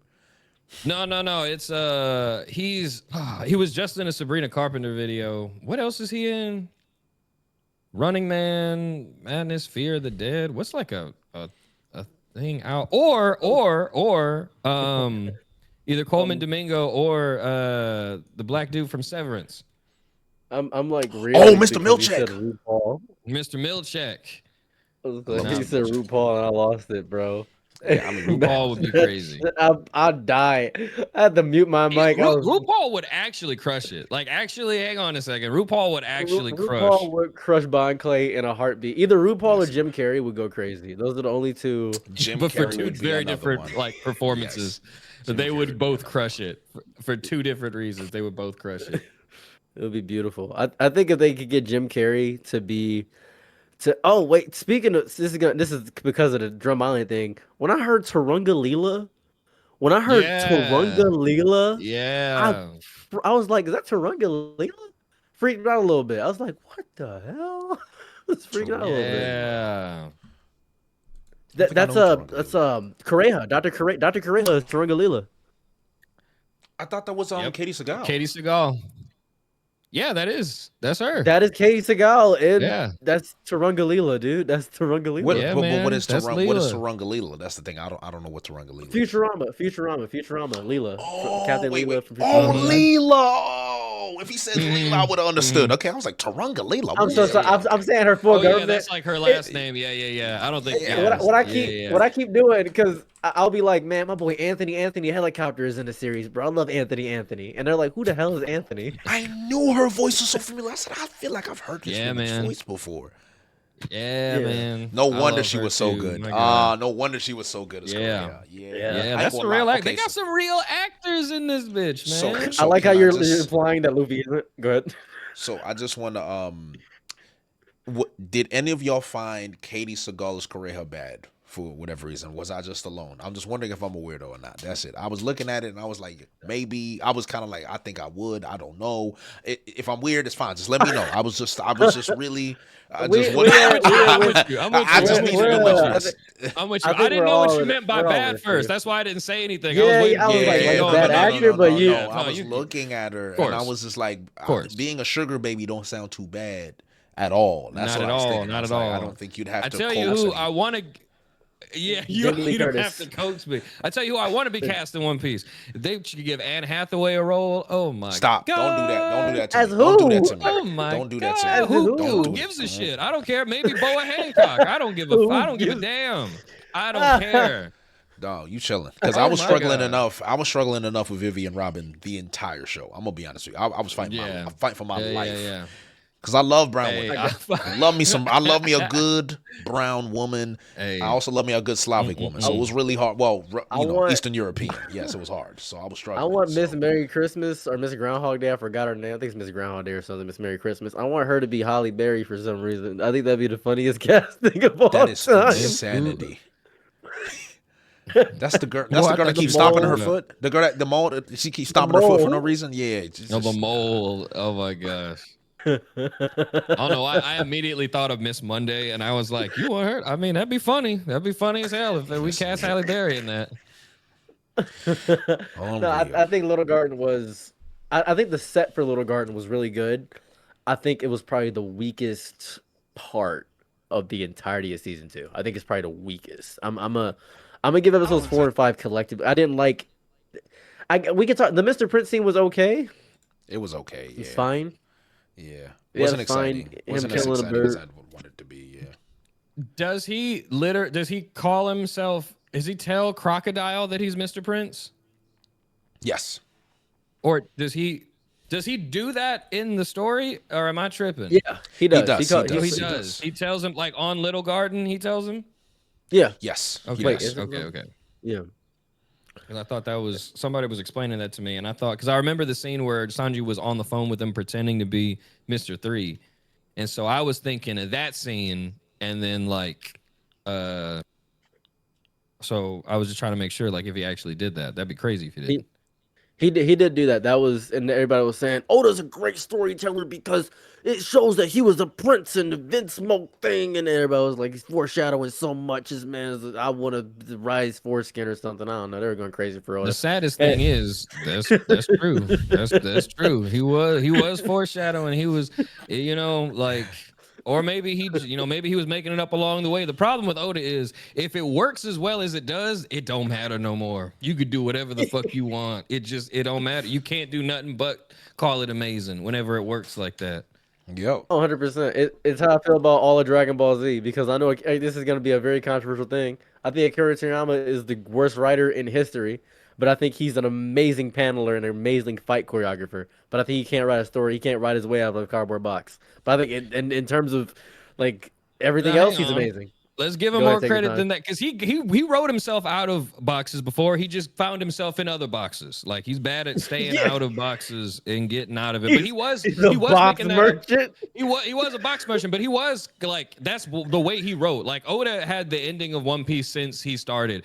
Akira Toriyama, I for real do not think he knew what the fuck he was even going to write about when he started writing about Dragon Ball. There was even, remember when he tried to make Gohan the main character, and then after like that 2 weeks, he was like, completely like, this wasn't the right answer. I don't know. Let's send him to school. Let's send him to university. I think an education is what Gohan should get. Yeah, let's do that. I was like, why's he got glasses? What is Goseiya, man? Why's he got a do-rag on? I was like, yo, how did we get here? Why?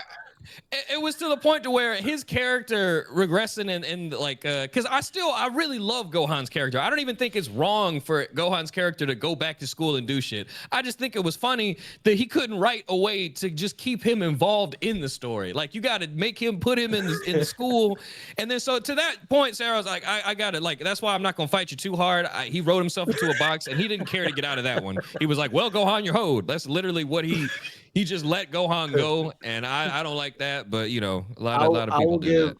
I will give credence to where credence is. I was talking to somebody at an anime convention, and I got a crowd around this for this one conversation.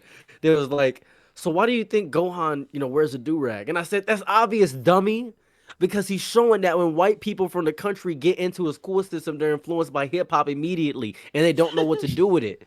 Obviously, Oda is like Akira Toriyama is such a great writer that he knows about every black issue. You're not understanding. You ain't really hearing him though. That's why he made the Great Apes when they actually monkeys, because that's inaccuracies. Frieza just racist for the sake of being racist. I was a rant. Like an hour-long rant about this and shit. I bet you probably said some shit. I bet it probably made some sense by the end of it too. I really do.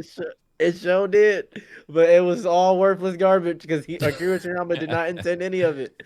Yeah, that's how I feel about Oda. Like 90% of the time, Oda's like, "All right, so here's what we gonna do. We're gonna have two giants that gonna pop up. That fish look horrible, by the way. I gotta talk about the goldfish. The fish look horrible. I'm not even gonna."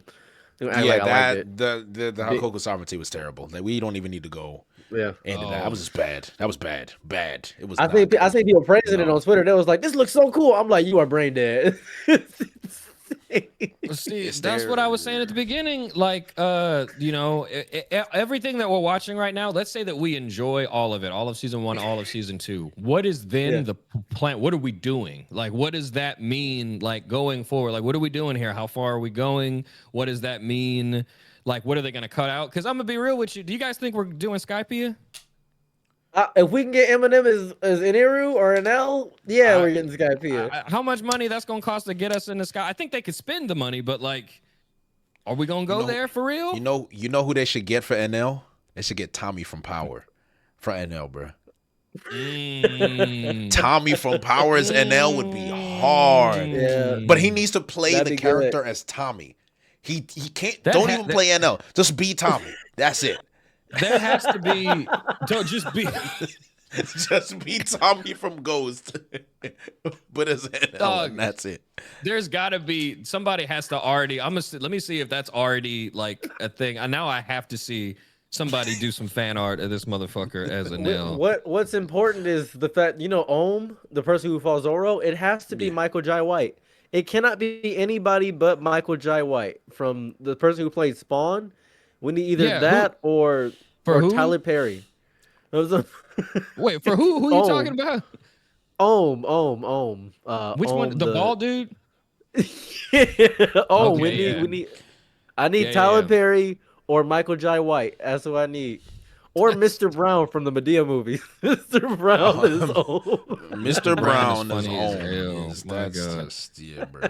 That's first of all, he's funny for all the wrong. With my granddad the other day, he called me. He called me up. It was right after I finished FD Signifiers video on Tyler Perry. He called me like, "There's this video. There's this really funny movie. It's called Joe's Family Vacation." I had to sit through. I sat through that whole fucking movie, bro. Legendary. Did you see the Matrix scene when Tyler Perry did that Matrix stuff? And he was.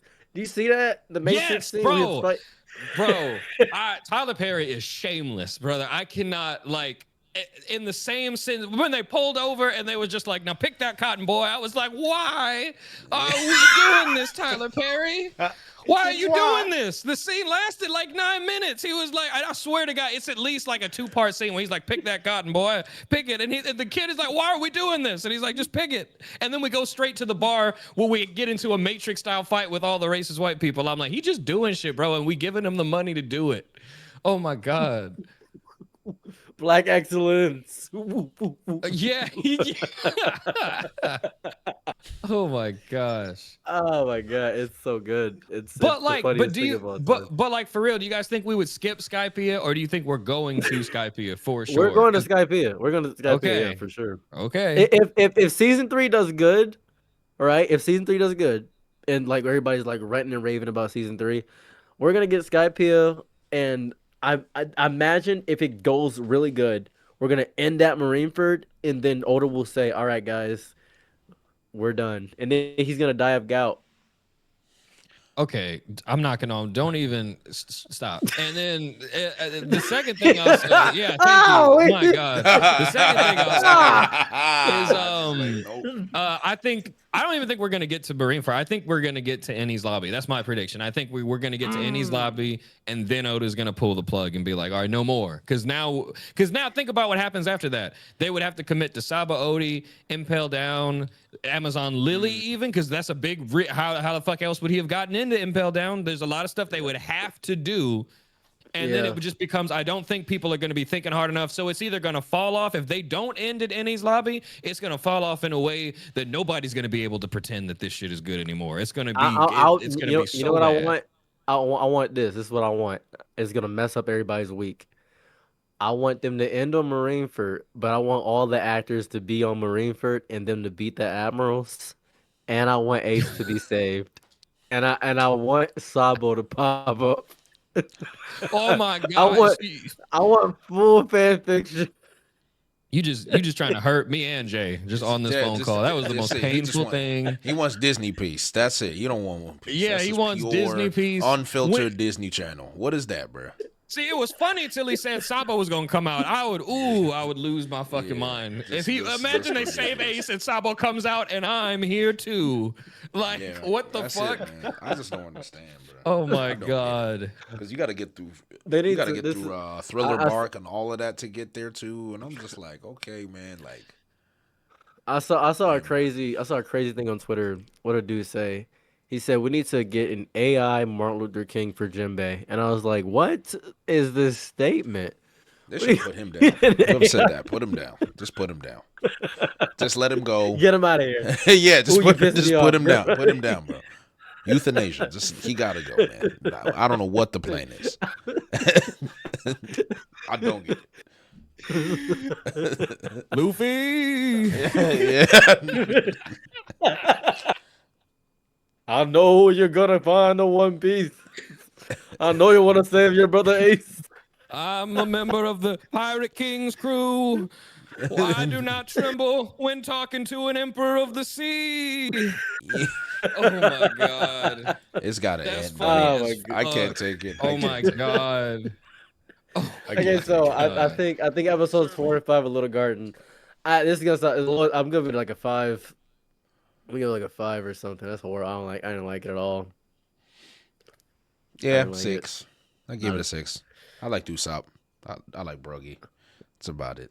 Moogie hasn't even seen it. He just hey, look, but I don't. You know what I'm saying? Hey, people, if you like Little Garden and the One Piece live action, the One Piece live action is real. All right, it's real.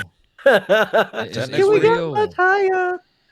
Yeah, man. There's a lot of good stuff to enjoy about it, but yeah, I am gonna do a video eventually to be like, this is what I really think, and I guess it's good that this piece of media exists so I can be like, see, I've always had these opinions, you know. True. Because I really truly believe that there's gonna be like, we're gonna witness a switch up that the likes of which we have never seen. It is inevitable. I truly believe that there's gonna come a time where everybody switches up on this, and it's gonna be the craziest thing ever. But I just don't know when that's gonna be. I think we got one more season. I want to get my thoughts out here right now before anybody says that I'm like a live action defender. I think that season 2 of One Piece is significantly better than season 1. But if I've only eaten McDonald's for all my life, the instant you present me Whataburger, I'm gonna be like, whoa, this shit's fantastic. It's a good burger. Wow. What's all this extra sauce on here? I didn't know you could even add this to a burger. Wow. Yeah, it's good. It's good. It's good, you know? There's actually meat here. This isn't even human meat. This is crazy. So it's what's killing me is people have been saying that I'm defending season 2. I'm just saying that I can understand why somebody who's an idiot would enjoy it. Which is fair, right? Is that not a fair statement? No, it's fair, but you also don't even have to say that. Like, you can like bad or even just like mid. Jay, you even did a whole video. Mid is there's nothing wrong with mid. You know, and I genuinely believe that, and that's what the One Piece live action is. It is mid that hits by its purest definition. 100%, it's mid. I agree with that. 100%. To give a great comparison, and you guys are not gonna know what this is like. To all the, as we know, most of our audience is women. To any girl that has had to sleep with somebody they didn't care about just because they wanted to think about their ex in the bedroom, it's like that. That's One Piece. It's getting somebody on the street just to think about your ex with back shots. That's really what are you talking about? What type of woman are you dealing with, sir? Jesus. I mean, I know it happens, but my God, sir. What are you talking about? What does that mean? If a woman said that to a man, they'd say, sure, why not? At least I'm getting some. That's how men are. Anyways, we're not gonna get into that. Tony Chopper. I have you know, sir, I'm a reformed man. I have class. My body is a temple. Okay? Hey, listen. Yeah, but it was the way also that just don't come. Lucia has temples. What's up? Oh my God, I don't know if it's that. Like I'm watching the One Piece live action. So in that analogy, I'm watching the One Piece live action to think about the One Piece manga. Is that? Yeah, that's it. You're watching it because it reminds you of your ex, which is the One Piece manga in anime. That's literally what's happening. Is that not true? That's why I'm not watching it then. That's why I didn't. Exactly, because you're in a committed relationship with the One Piece. I can't do so I'm it. cheating? I can't do it. No, you just shopping around. You just shopping around. No, Jay. you're cheating. You're a dirty cheater. No. What if I'm farming content for a bag? What if I'm doing that? Huh? What is that? I was about to say, that's even worse. That's even worse. Okay, Jay. Would you? Okay, would you? I say a girl is like, hey, you can't sleep with her, but you're like, oh, she offered me $30,000. That's the One Piece live action. No, because if you cheat on your girl for $30,000, you broke. That's still not like it. Just depends. That's not going to sustain you that long. You gonna spend that pretty quickly. That's what I'm saying. Really not that much. Yeah, it's $30,000. It'll change your life. It'll change your life. It'll change your life for maybe about 6 months if you're smart with it. You put it in savings and you don't touch it. You know what I'm saying? Then you're solid for like a year or some change, right? But no, that's not enough money to get a new girl when she leaves you. No, exactly. You know what I'm saying? You're not replacing One Piece. You're not replacing the original One Piece with the live action. Is my point. The live action is the 30,000 one night stand. That's what the live action is. You're just doing it because I'm gonna get some money for it. That's the live action. I mean, like realistically, that's it. It's not really substance. There's nothing there. Okay. So in this scenario, no one's gonna find out. Okay. Either way, I will say this. I actually am. So I'm curious. I was curious. I'm like, okay, I wasn't really that excited for the live action, if I'm going to be frank. But I was curious, and I had enough curiosity. And then after that, I was like, okay, so this is mid. And there were some episodes, I'm not going to lie to you, it was a struggle to get through. I kind of fought through it. Like Little Garden, I kind of fought to get through Little Garden. I'm not going to lie. I had a war to kind of get through Little Garden because I'm like, man, Dory is not moving me. Every time I see Luffy fight, I want to jump off a bridge. And Sanji goes from, oh, that was a nice kick to I didn't even see what he just did there. It just happens so often. But now that we're going into Drum Island, that's where the quality goes up considerably. And I'm not even joking. Like the quality uptick from Drum Island, from Little Garden to Drum Island, is like the difference between eating at Arby's and then eating Chick-fil-A. And I'm not even joking. It's just like genuine, like you're eating those soggy, nasty little fries, and then you're even crisp out the oven waffle fries. And then you just got 2 Chick-fil-A sandwiches there sitting there with your buffalo sauce. And I'm just like, hold on, this is the spicy deluxe too. This ain't even the regular joints. I said, I didn't even expect this meal. And there's extra fries at the bottom of the bag? Really? Oh, that's yeah, you sold me. Here's the crazy part. Here's the crazy part. And that's why my analogy works even better. No, because no. He said something completely different than what you said. Don't try to piggyback off what Jay just said. He said, "Don't do it." No. It's the exact. I'm gonna explain why. Because remember, you said in the beginning you didn't care. You didn't care. You just were like, I'll test it out. because you don't have your girl anymore, right? You're like, my girl still exists, but she's not. It's not anything new. So you're like, I'm just gonna try something to remind me of my ex. So the first episodes, you're like, and you realize it's not really the anime. It's not really your girl. It's not really the manga. It's not really the same exact thing. You're like, it's not the same thing. I'm not really enjoying it. But later, you're reaching the climax, and you're like, oh, finally, I'm achieving peak. I'm peaking. And now, after you're about to get it out of your system, because and I'm going to point this out, Drum Island is good, but watching the original Drum Island is significantly better. And finishing with your girl is better than finishing with that one night stand. He's trolling us now. He's just trolling us. I'm not I don't know how he's still continuing. You just gotta let it go, bro. It's gotta end. It was so much better when this was about Chick-fil-A sandwiches. I was so locked in.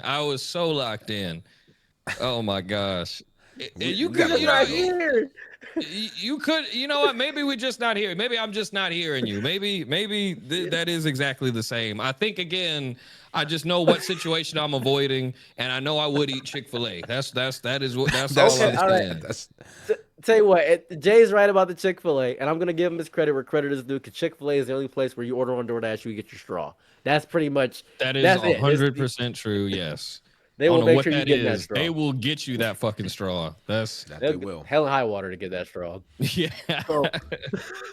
So I will say, there's two of my favorite scenes in the entirety of the One Piece live action, and they're very small scenes. I think Jay agrees with me on one of the scenes, but I don't know if he agrees with me on the other one. The Hero Look scene where he's talking, insane. He's about to die. He just bombs. Crazy acting. Insanely good. I think that was amazing. And the second scene.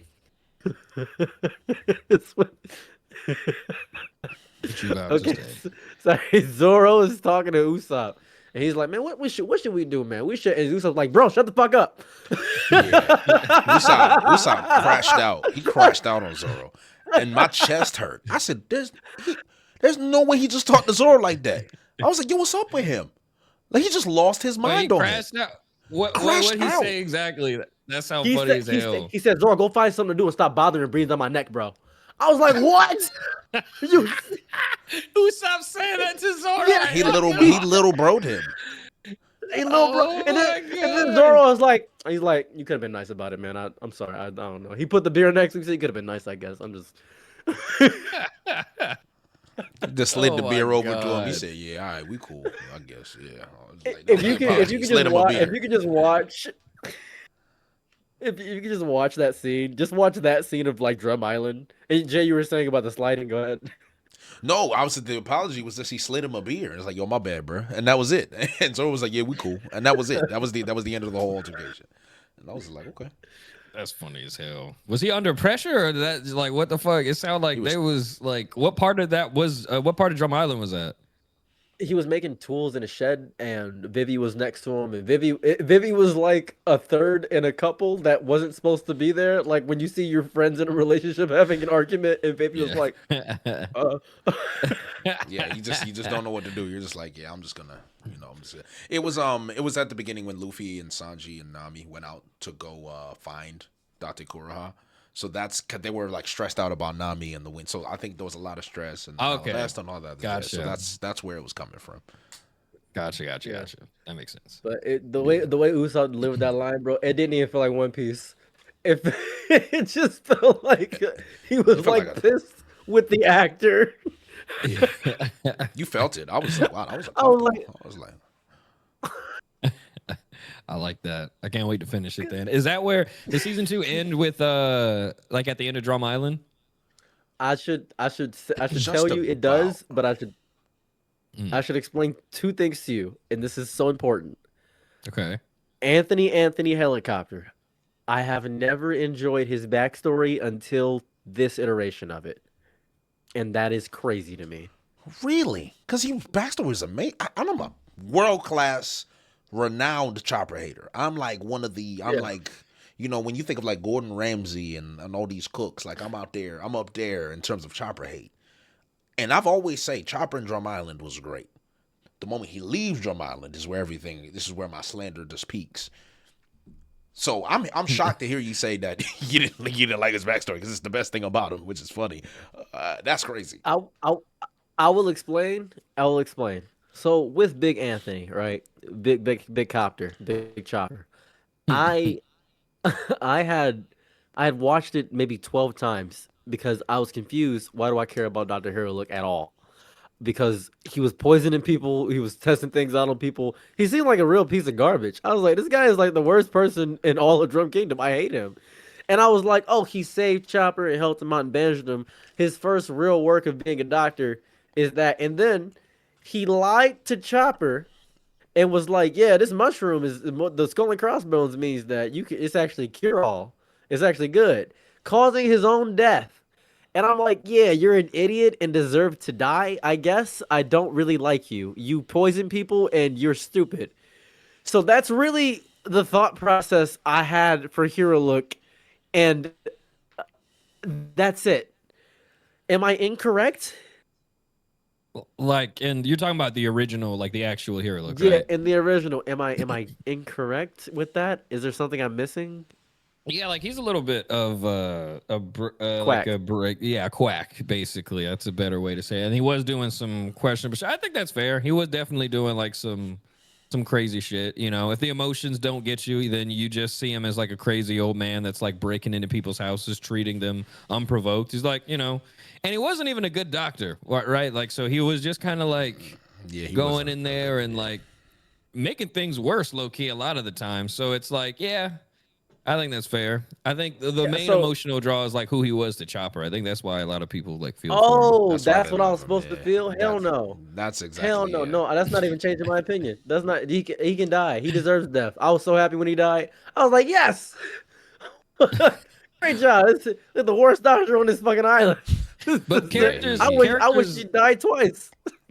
Yeah, characters like that, even when they deserve to die, I still feel the impact whenever it's like, because you know what that meant to Chopper, you know, seeing him die and then like all of that. So it's like, and Chopper's just, you know. Let's picture this, right? Let's say I made a fan movie for Dragon Ball Z about Dr. Gero and how he was just helping me out and he was doing all this stuff, right? And then like we know what Dr. Gero does. But I'm making a fan movie talking about, he was a great father. You know, he did all that stuff. Because that don't correlate. Because we still were rooting for Hero Look. I wouldn't be rooting for Dr. Zero. I'd be rooting for whoever the fuck Dr. Zero. So you're not. Yeah, that's actually insane. But I'm even agreeing to that argument. You know. Does anybody like Hero Look himself or just Chopper?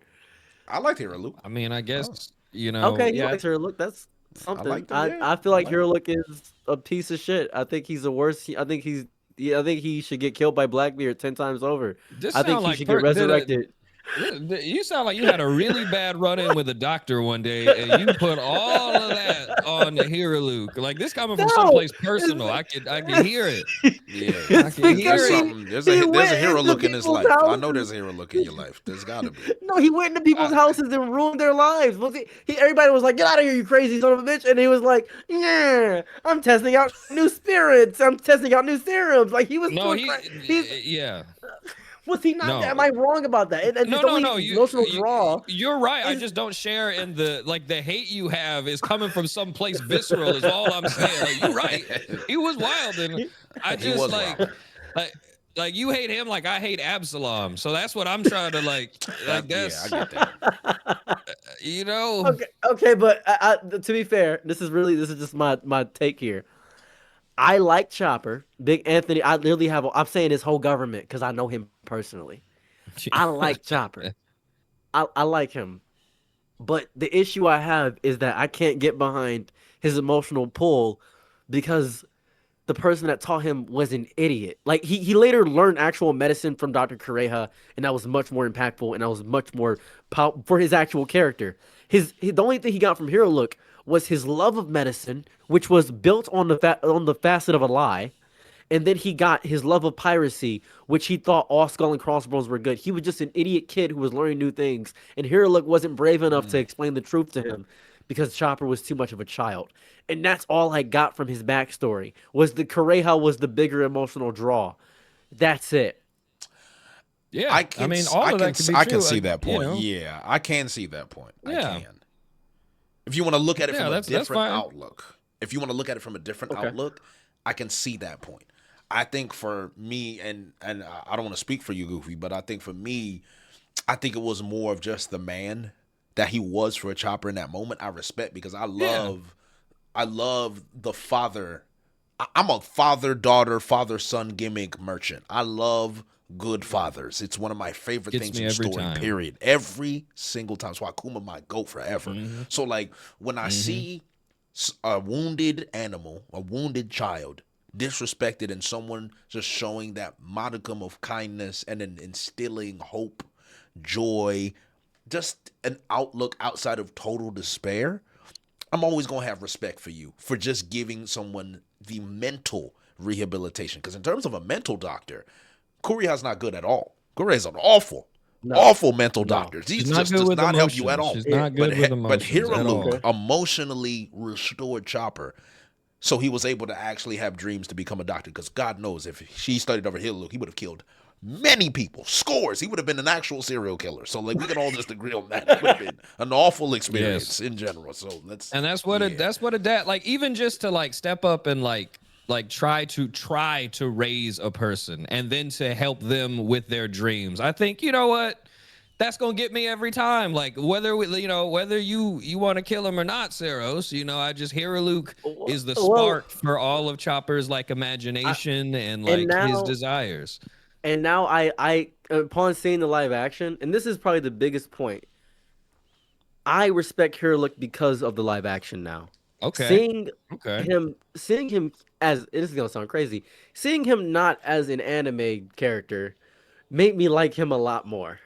Is probably the biggest thing I could probably say about it. Because him as an anime character, I'm like, he's a gag. I hate him. But him as a human, it's like he is trying to experiment and test out things because he's working on this cure. He's trying to do his best. He's trying to heal this country, and I like that. And I saw that in the anime, but I hated him initially because, man, what are you doing, you psychopath? But I gotta respect him in the it's just humanizing him made it so much better for me. And I think Chopper's CG looks horrible. So you just So as I said, I am a world-class Chopper hater. But even I couldn't deny Chopper in his little baby form, he was cute, man. I was like, all right, man. He's cute. Whatever. Like, it is what it is. Yeah. Like, I couldn't believe it. And I know I'm the odd man out, but I have seen the clips. Like, I know what Chopper looks like. So I'm curious, Sarah, what you mean? Like, he looked like, because you've seen it actually. So like, what did they fuck up? His teeth look crazy. His teeth look crazy. Oh no. I just don't like his teeth. It's because his monster point form is one of the ugliest things I have ever seen in my time. Not his monster point, his human form. I like his human form. I like that. I like it. It's awful. It's one of the worst things I've ever seen. I like it's it. Genuinely disgusting. All right, I'm gonna go look at. I'm gonna pull like Blackbeard and one and Loopy right now. Yeah, I just couldn't. I like his human point. I'm gonna explain why I like it.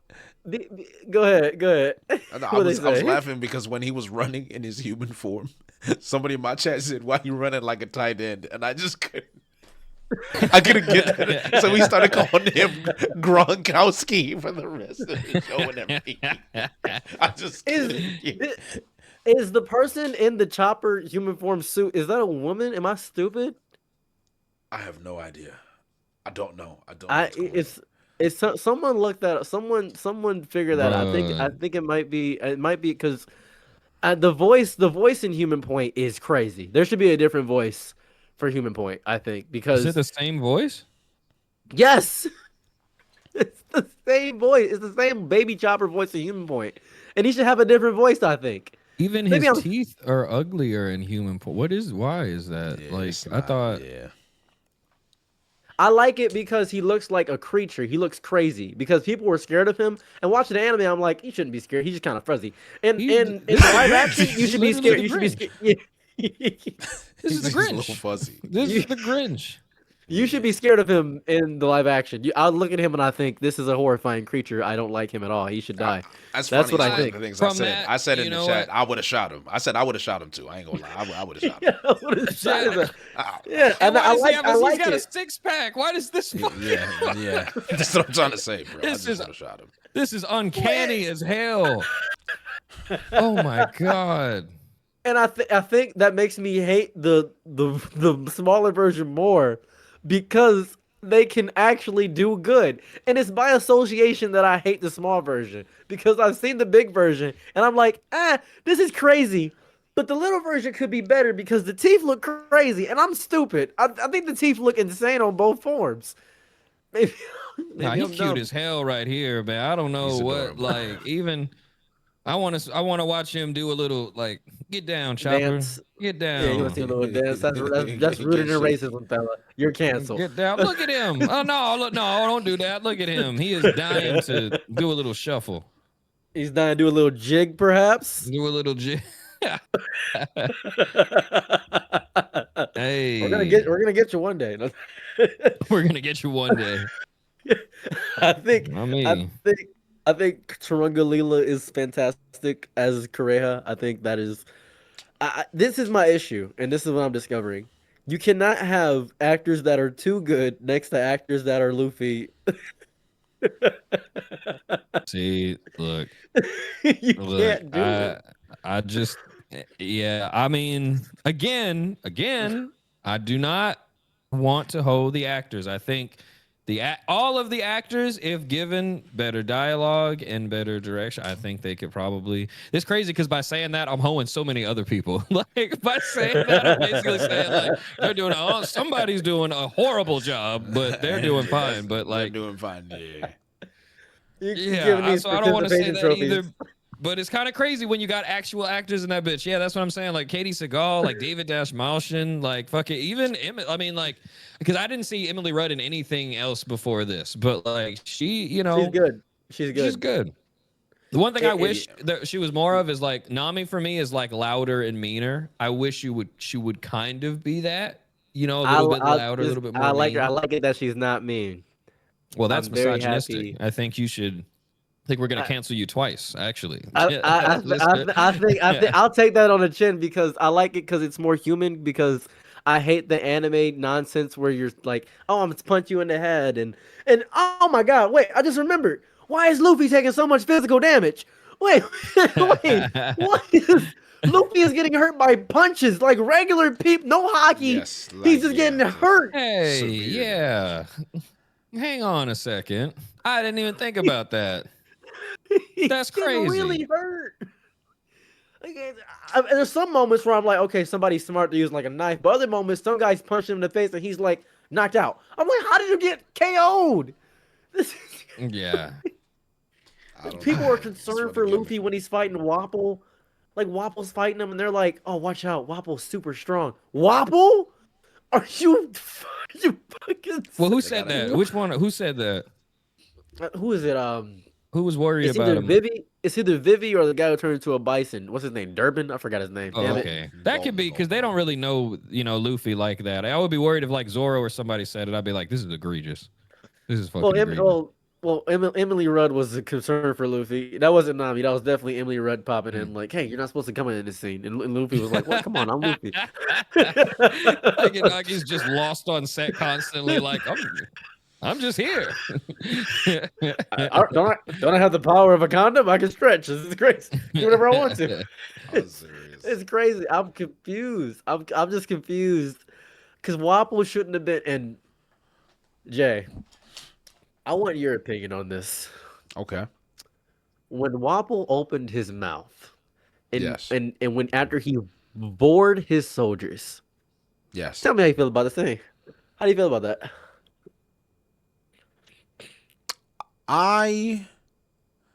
Well, because we didn't see him do what he actually did to his soldiers, right? It was basically like a Yeah, we didn't. off-screen We thing. didn't see it. No. Did that what happen did he in do? the What manga? happened? Well, he ate his soldiers and turned He them did into that monsters, basically.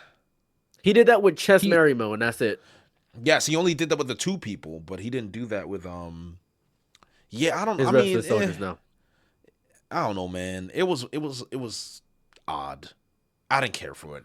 Again, it was one of the things I watched, and I'm like, yeah, can we just move on? Because I'm not interested in any of these niggas. Like, they just gotta.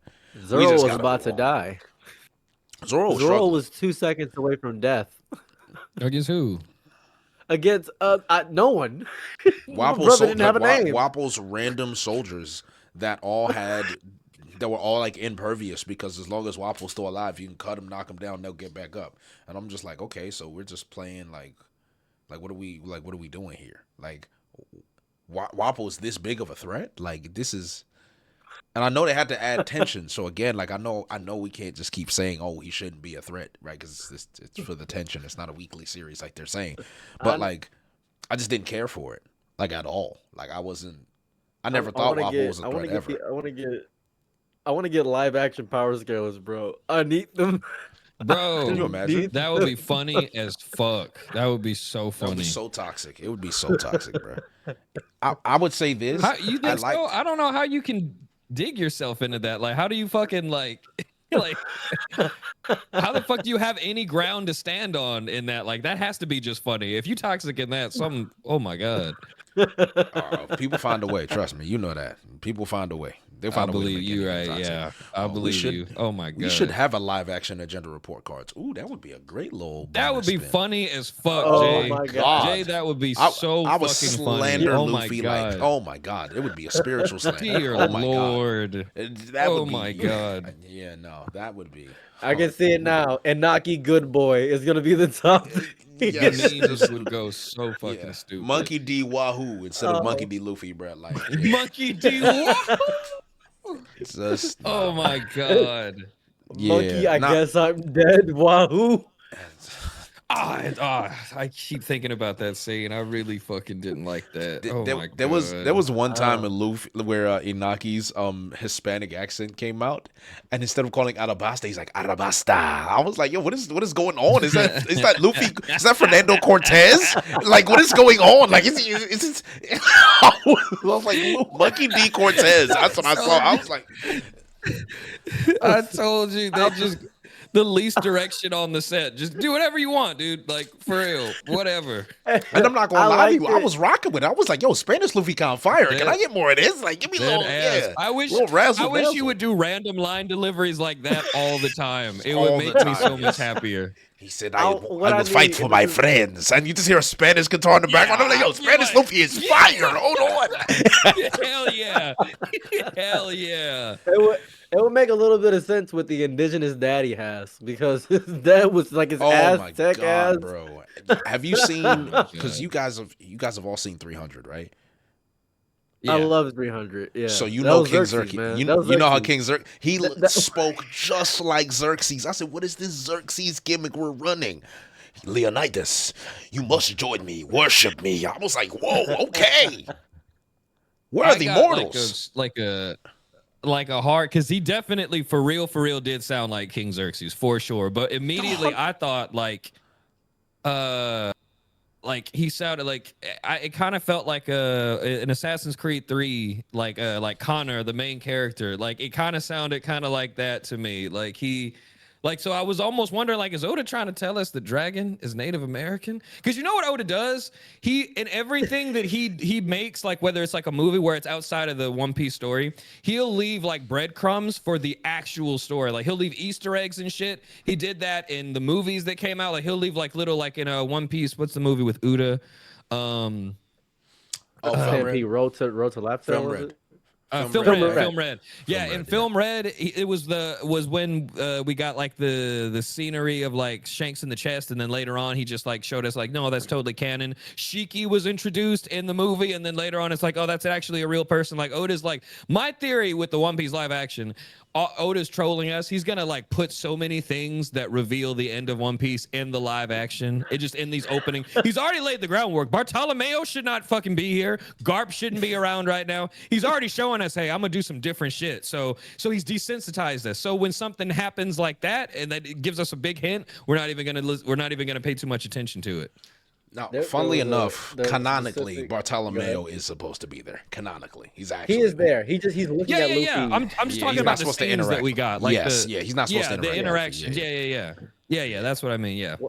What I do respect is there was a scene and it made me realize something very important about this live action that I think a lot of people that are watching only live action are always going to forget. Did you know that Luffy is made of rubber? Now, this is very important, because if you're watching a live action, you're gonna forget this a lot.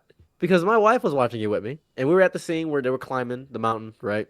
And seems like an easy ass mountain to climb because Vivi got up there really easily. Usopp made a bow and arrow, and Vivi just got there in like a day. But here goes the issue, right? There was a point where Sanji fell, and then Luffy used his neck and stretched, and my wife's reaction was, "Ugh, what the fuck?"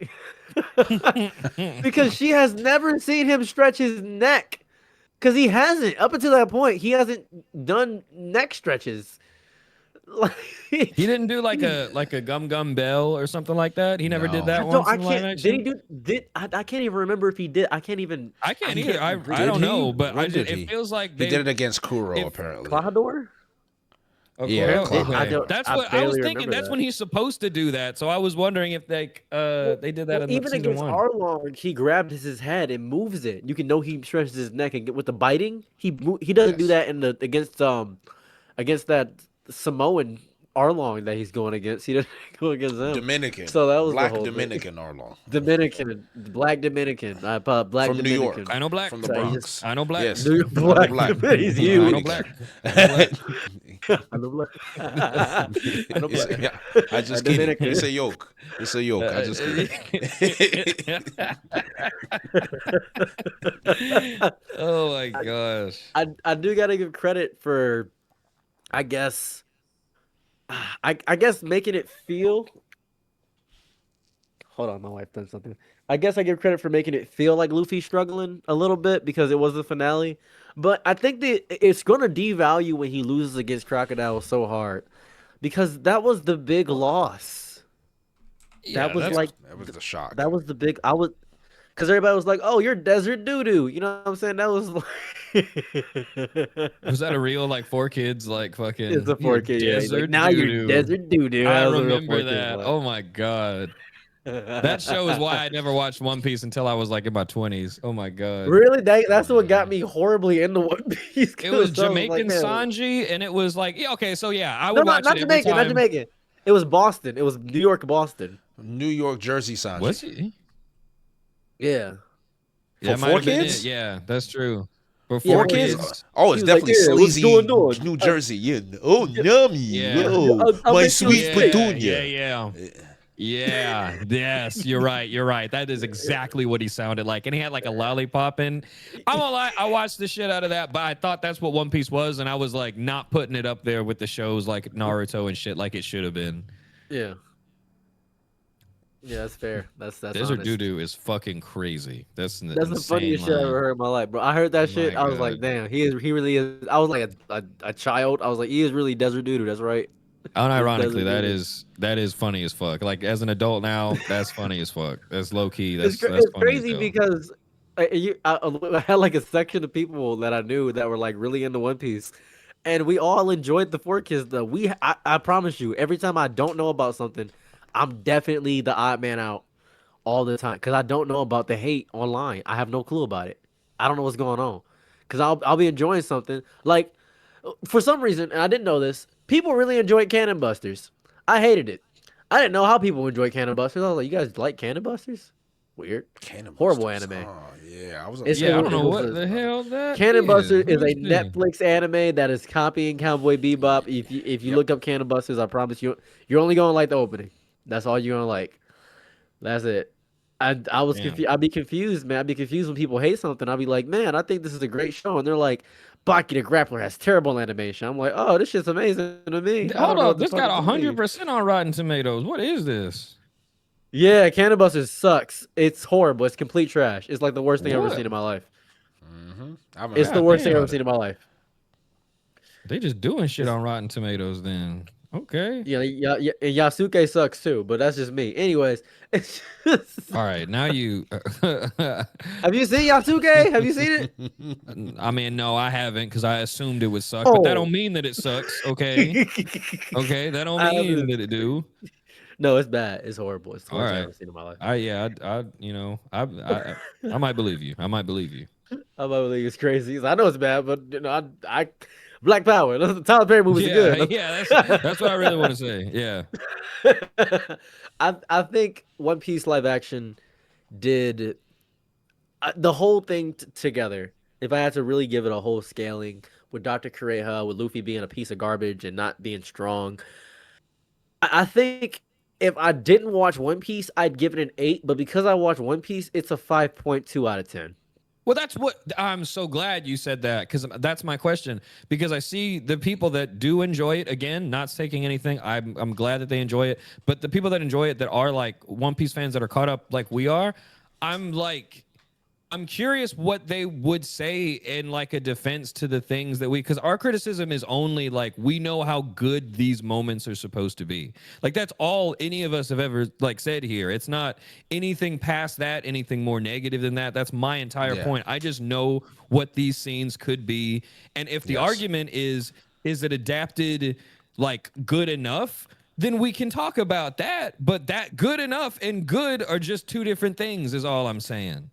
So I agree with that. And even in the sense that you have to understand when someone is anticipating a moment that they know is coming, they're remembering the emotions they felt in that moment. And then they're going to naturally compare it to how they feel in that moment, which is why I think a perfect segue for that would be the Dr. Hillaluk speech where he points to the pirate flag.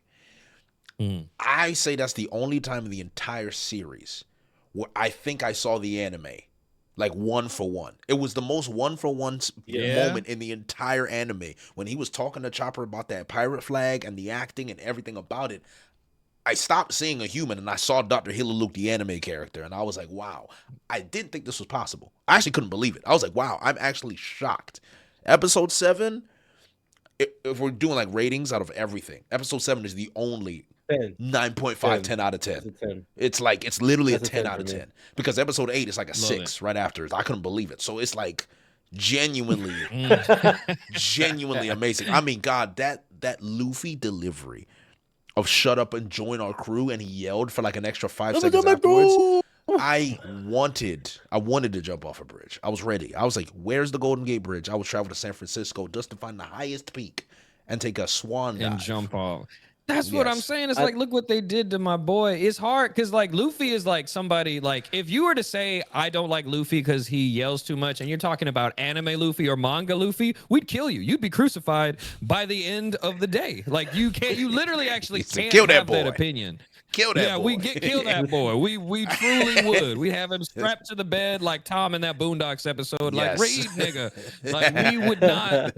You can't say that. But this Luffy, it's a little bit like not. I don't think controversial is the word, but it's like it's split. Like people, I think a lot of people say that like they can see because I can see Luffy in him too, but it's just the delivery, the lines. Well, it's like I will say this, annoying. And I know now what the issue is. I grasp it completely. I don't know if you guys remember this. When Moist Critical was first watching One Piece, he was watching it in the English dub, and he found Luffy to be the most annoying character. Now, very famously, I have only seen the 4Kids dub, so I really don't know what the English dub Luffy sounds like. So I watched it after.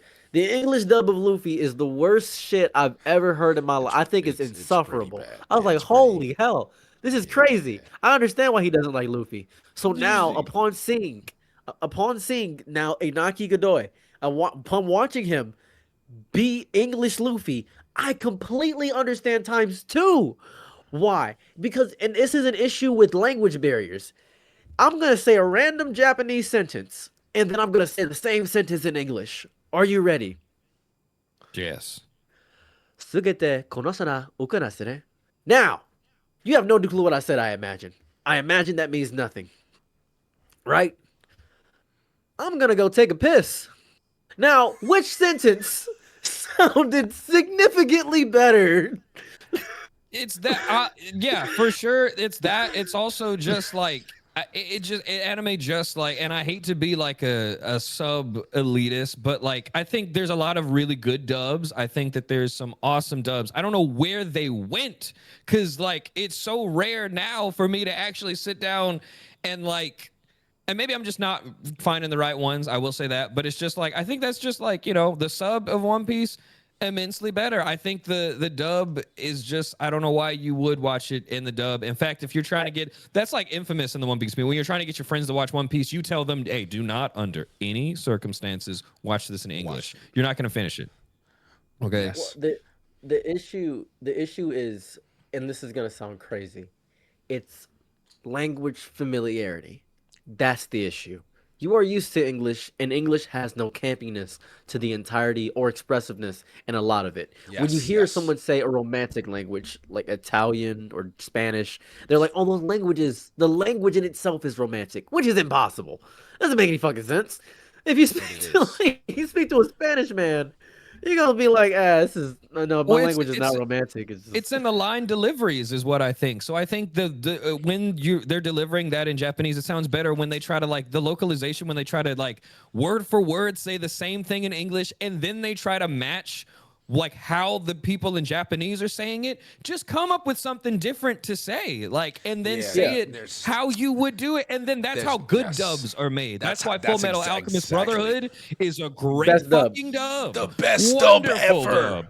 The best dub ever. Lieutenant Armstrong in the dub is like my hero. Like, he's my hero. Just the most outlandishly cheesy man, but everything he says just makes me so happy to hear him. So good, it works so good. That's what I'm saying. Trigun and Cowboy Bebop too.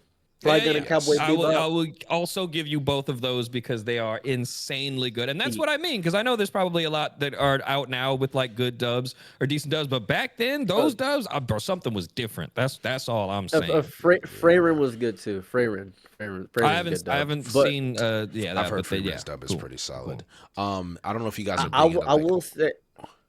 Good. I was gonna say, I don't know if you guys are being like the Urasawa animes like Monster or like Pluto.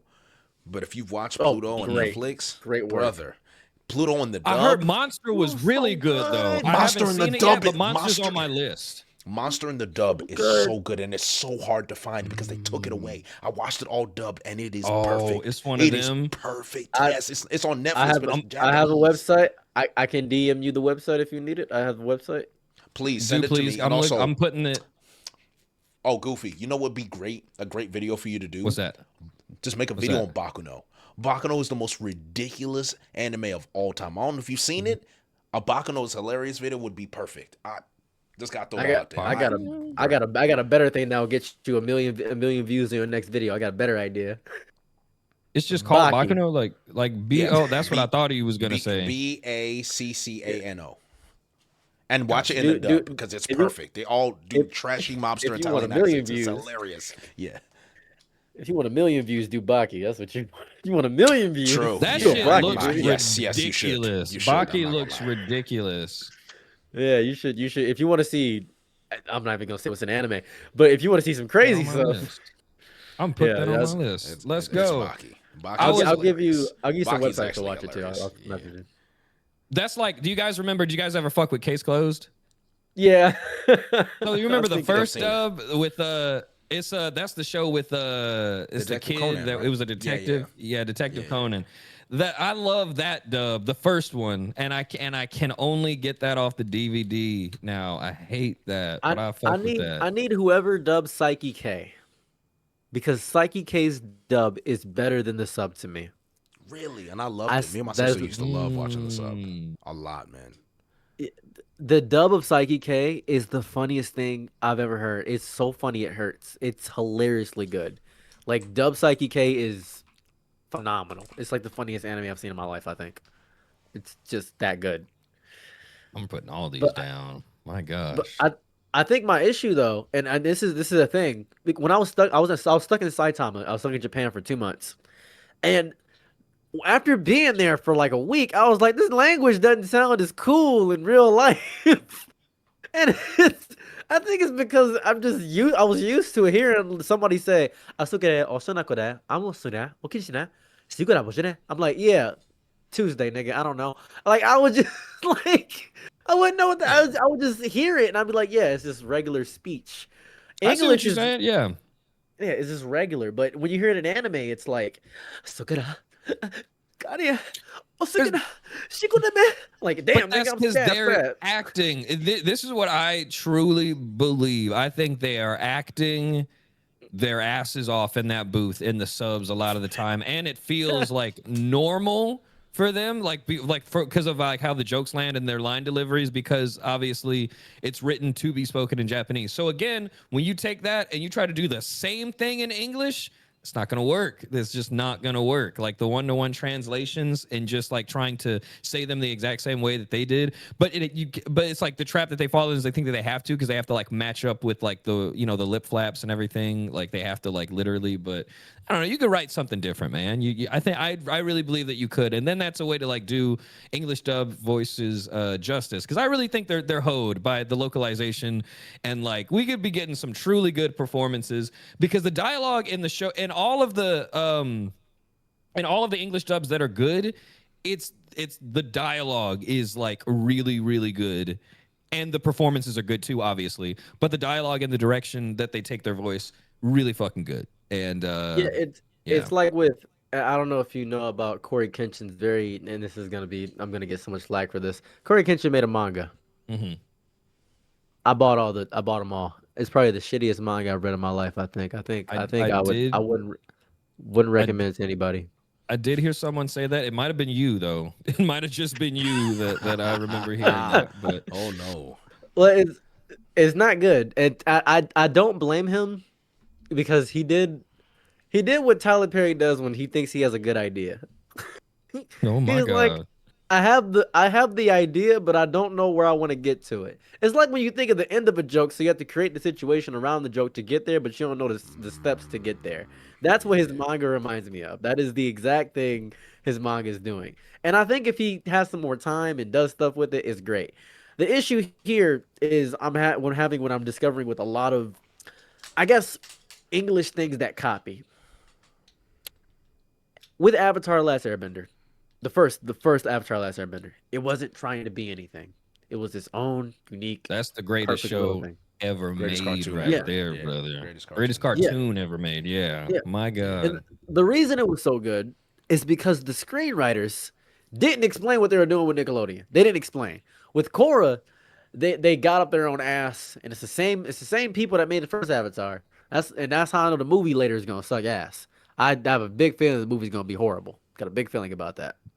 Not. Did they exit? Did they hold up before you? Did they exit? I'm gonna look that up. I thought I heard that the Avatar original exited. Yeah, I have no clue. I don't know. I know Korra is lesser of a story because it is opposite the original thing. It's the issue people have when Gohan transitions, right? Because when they're like, oh, Gohan should be the main hero. Nope, we want more Aang. Like, we want more Goku. It's the same thing. I think the big issue with a lot of like the dubbing issue, especially with the One Piece live action, is that the dialogue is trying to tell the same story while telling a different story, which is insane. This can be so explained with Miss Thursday's stupid ass. What the hell? You don't know what Miss Thursday is. You don't know what that is. Oh. Miss Thursday is a black woman with hair like mine. She's got hair like mine. It's green. And she comes in and fights Smoker. And she's I think I saw that clip. I saw that clip. That was insane. I didn't even know it was. Apparently it was canon, but then at the same time, I was like, wait, who is this? How did we get here? And she's a real character, but she never popped up. She's a real character. Boy, never popped up. Yeah, Nerdrotic and the Critical Drinker about to make 4 videos on just this alone. My God. You know what's crazy? This is going to sound psychotic, and it's going to sound so messed up to say this. That is definitely a DEI hire. I know it sounds crazy to say it. I was about to say you don't gotta say it. Like you literally, I was about to say like you always use like it's gonna sound crazy, it's gonna sound insane. And I always want to be like, well, you don't have to say it. We literally don't have to say it. I got it because it's in my brain, and my entire brand is that I have to say what's on my mind, and that's kind of how I am as a person. I can't because I was like, there's no reason to put Miss Thursday here. I think, and she died so viciously. Oh my God, she got cooked. Oh, it was vicious. She got cooked. My God. At that point, it's just it's like Korra. It's like Legend of Korra, like torture fetish is basically what I witnessed with Miss Thursday. It was disgusting. Like, because in Legend of Korra, she gets tortured a lot. And when Miss Thursday died, I felt uncomfortable watching that black woman die. I was like, that's fucked up. I would prefer this to be anybody else. Like, I don't know. Packed up. Anybody else. Like, that's crazy, dude. I was like, that's disgusting. She had a lot of uncomfortable baseball punts, too. She was, like, stepping up to the plates. I was like, shut the fuck up. Hey. I guess I got to see that. I did not. What episode is that? 6, 7? 6. It's 6. It's 6. Which one was it? I don't know. It's 6. It's episode 6. It's episode 6. Yeah, boy, bro, Critical Drinker and Nerdrotic. We might even see Rob from Comics Explained do a video on this. They're gonna call it a DEI hire for sure. They're gonna be talking about this. Oh my god. I had to say it because I know someone's gonna. I know there's gonna be one person when I make my release of this. They're gonna be like, "You gotta admit, Miss Thursday was a DEI hire." And to that exact person, that person's gonna comment this on his video. I hope that you have a wonderful life. I hope it's great. I hope it's fantastic, and I hope you have a son that becomes a track star. And as soon as he gets indoctrinated to the Olympics, I hope he gets poliosclerosis and he doesn't use his limbs ever again. Because why would you ever disrespect me in my comment section? God damn. Anyways, Well, there you have it. Predicting the future. But yeah, the One Piece live action, I think overall shouldn't exist. So how do you guys feel? Yeah, that's how I don't think so either. I think that's I don't know how. I think, and again, if people love it, I love that for other people. You know what I'm saying? I love the joy that it brings other people. I just think. Never mind. I was gonna be so mean. I would just think. I want to hear it. Yeah, what's wrong with reading the story? That's all I want to say. What's wrong with just reading the story?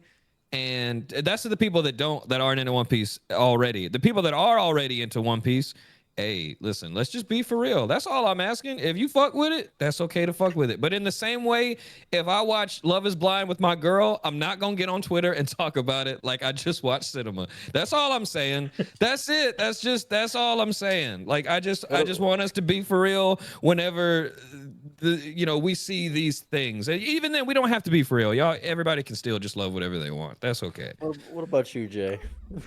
My stance on it is I see its purpose. I know what its purpose is. I go in believing it's mid.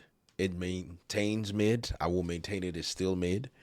But episode 7 is by far the best episode in the entire series. It's not even close. And it is so far ahead of every other episode that I have seen up to this point that it made everything else worth it afterwards. Because even then, no matter how much I wanted to like it, it's my boy Randy on there. Like, I met Matt Owens. I talked to him, and I was like, he's a great guy. Talked to the community. Joined the reverie, man. I was like, this guy really went out of his way to connect with the community. So I really appreciated that because I was scared. I was like, live actions are always ass. Like, that's it's always been my thing. It's just like, bro, we're not. Yeah. That's the rule of thumb. We don't do that. Yeah. Right? Now, to be fair, if you've read Kingdom, the Kingdom live action is actually pretty fire. So I would actually check that out. It was really good. It's war.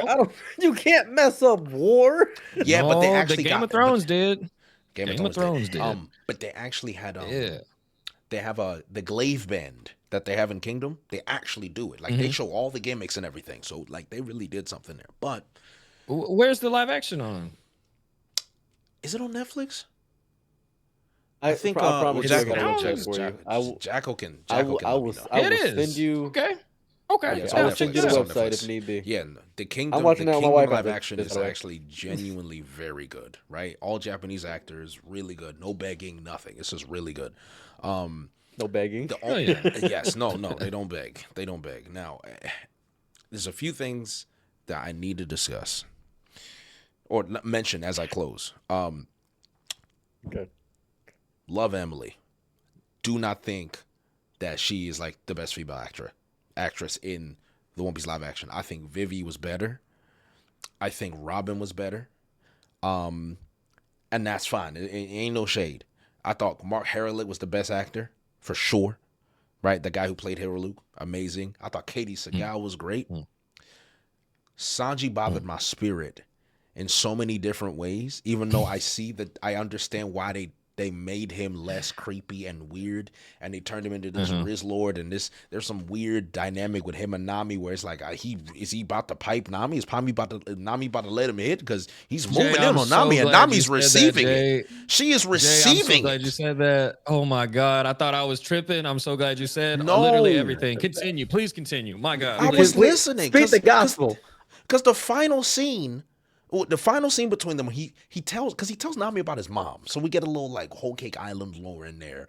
And he got Nami crying. He running the emotional gimmick. And I'm like, bro, he about to bag her. Like, he's fighting with Wapple's 2 men.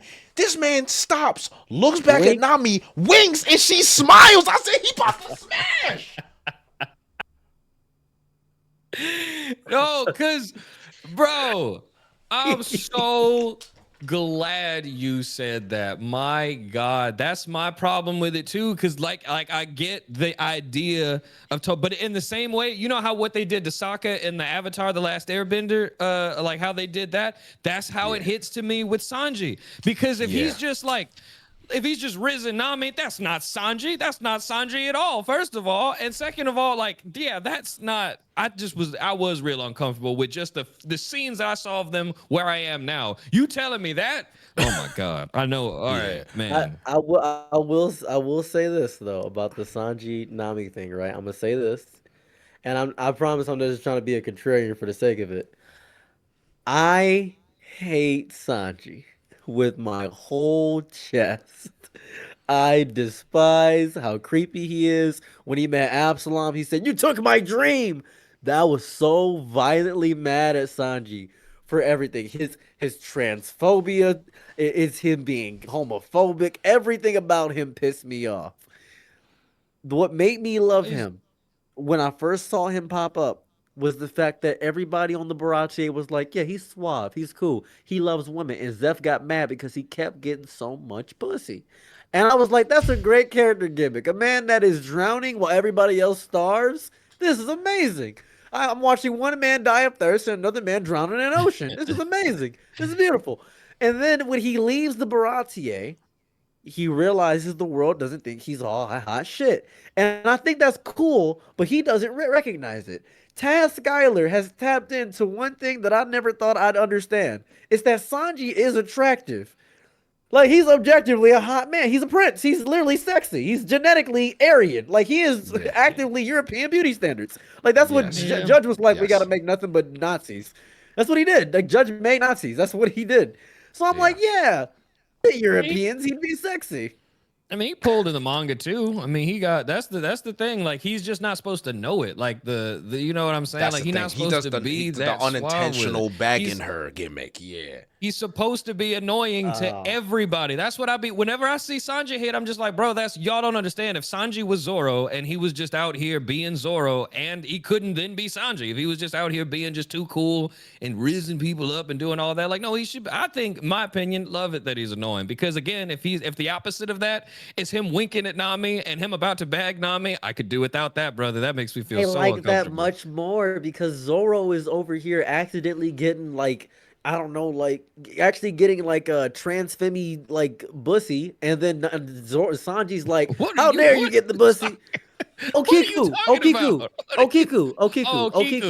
Oh, I thought you were talking about the live action. I was like, now there can't. I know I didn't see all of it, but now I know that. I was wondering. I was like, what is he talking about? Like, why is he doing this? How did we get here? I'm talking about Okiku, man. Come on, I'm being real. Okiku. Yeah, I hear you. But the thing about it is, this is how a lot of people watch it, and this is how a lot of people watch and they interpret like the Zoro Sanji dynamic. Sanji was running from his gay thoughts when he was on Okama Island. That's what that whole thing is about. It's the Tom Cruise Family Guy joke. That's the whole thing. He's running from his gay thoughts. He was in a dress. He was like, oh no, I kind of like it. And that influenced all the dumb shit he did like on that island, how he was trying to run from it. He's interesting to look at, and the dumb shit that he does, and even some of the you're the telling messy me shit that he does. Your headcanon for Sanji is that he is an alt-right red-pilled man who is secretly homosexual? Is that the headcanon? Is that the lore? What is this?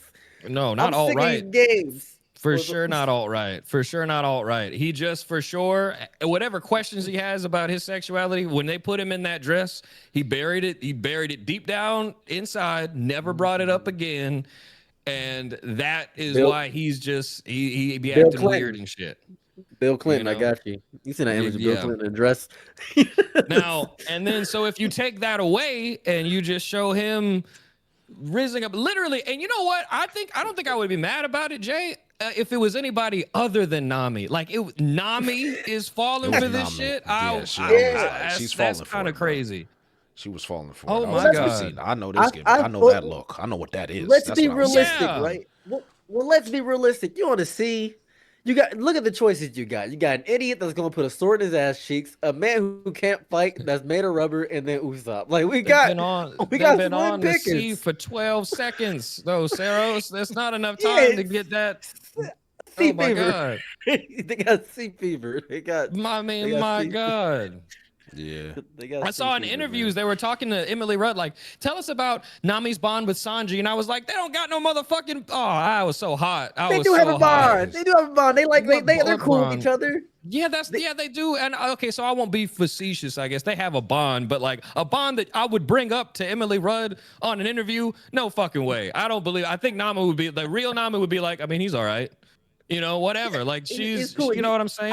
I exploit him to get free things, and I think that Nami is in the show playing into it. You know, exploiting it. She cares about her crewmates. Jay, you saw the scene. Was she playing into it when he was telling him about his wife? Was she shedding tears? Yes. She was shedding tears. She was getting emotional. Matter of fact, even at the beginning of the series when they were sailing, Sanji went, gave her some food, then put his arm around her, left it on there. She looked at it, smiled, and then left it there. And I said, I know what that is. Yeah. I know that gimmick. I've played that gimmick 1,000 times. I know when a girl lets me do that, there's something in there for me. You don't do that. That's not friendly. The problem, and that's why it reads like wrong to me. Like Sanji, even like the creepier shit that he does, the fact that he's so annoying with it, you don't feel like he really doing anything. This Sanji, I think he really, especially the Usopp shit y'all told me, he was really about to go upstairs. He was about to do, man, with Usopp. Well, okay, here's what's killing me. Right?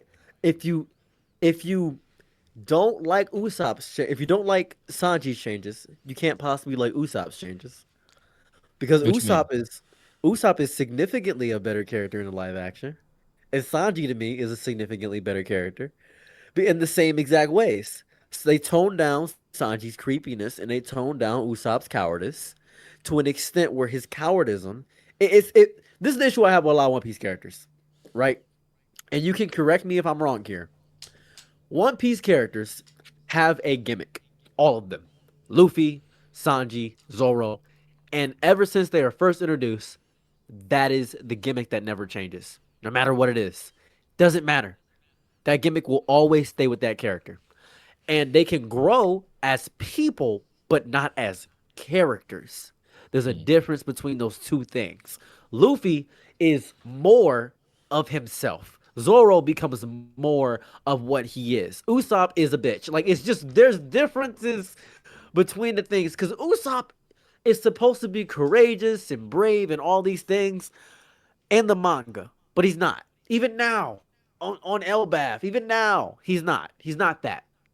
In the live action, if they continue this direction, I can see him actually being a brave warrior to see.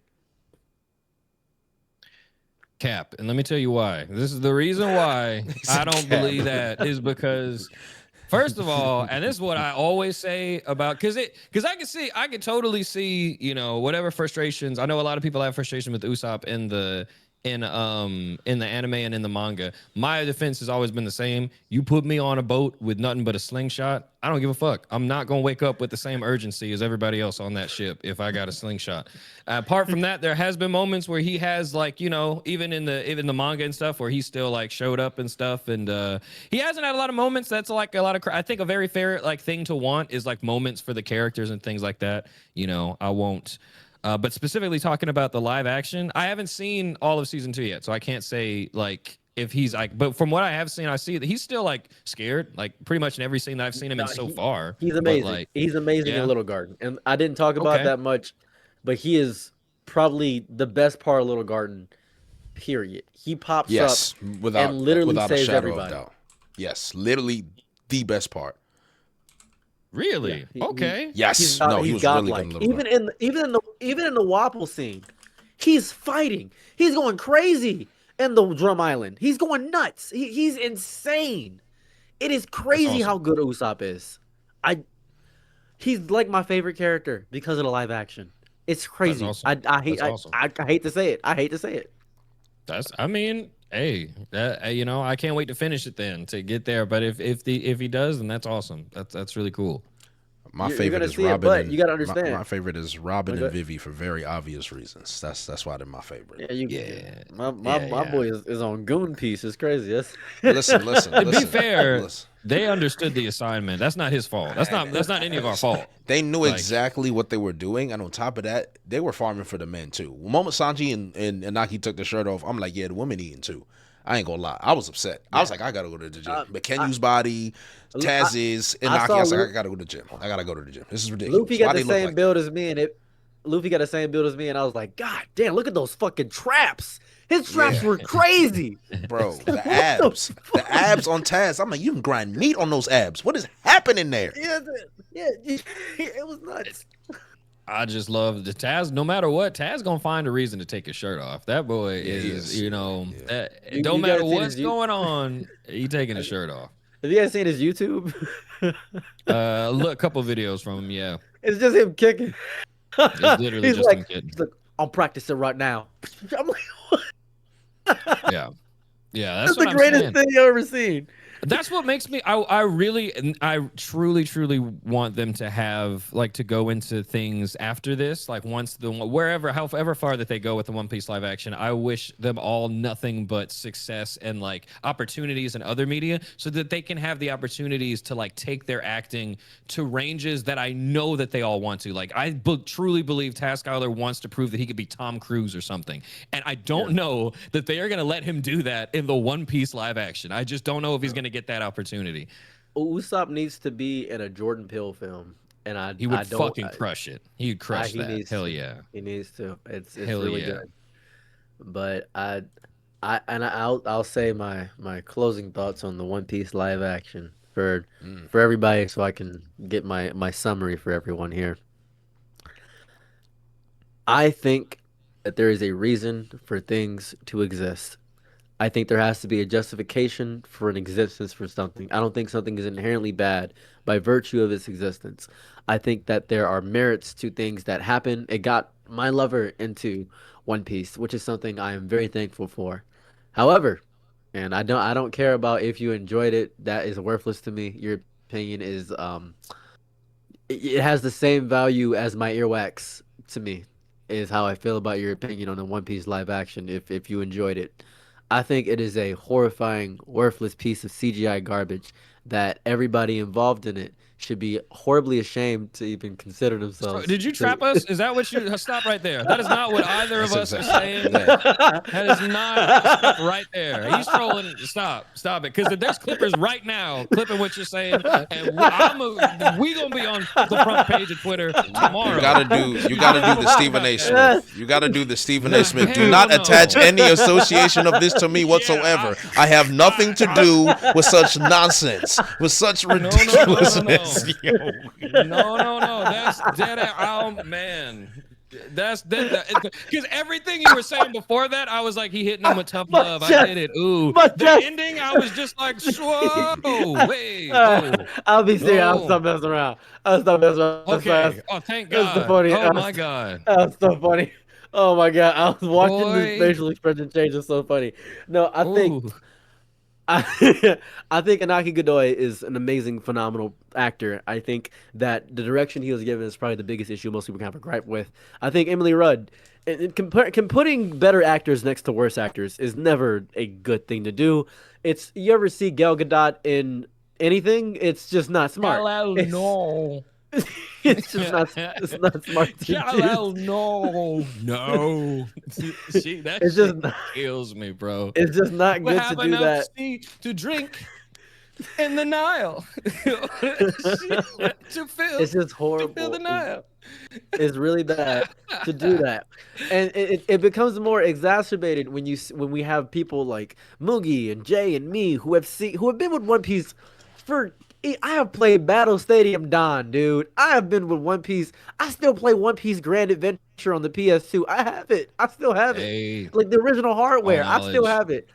So you're approaching me, who has seen all this stuff, who has been there, who has been since the beginning, the inception of One Piece, essentially, who has given so much time and effort and so much free time analyzing and looking deeper into the series. You're doing this in a way that is, in your best way, respectful. But I ask anybody that has seen the One Piece live action, same question I asked for the Avatar live action, and even though I slightly enjoyed it, the Cowboy Bebop live action, what is the purpose when we have a better version?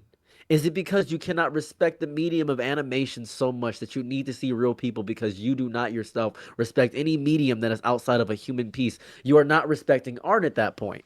You are simply respecting the aspect that a person is doing it. And that is not good. You need to respect art for the medium that it is, because some things are better as that medium. It's the same critique I see when people just immediately crack on CGI. CGI is good in a lot of aspects. Land of the Illustrious is an amazing CGI show. The new Trigun Stampede is an amazing show. It's godlike. One of the best shows I've ever seen in my entire life. Trigun Stampede is outstanding.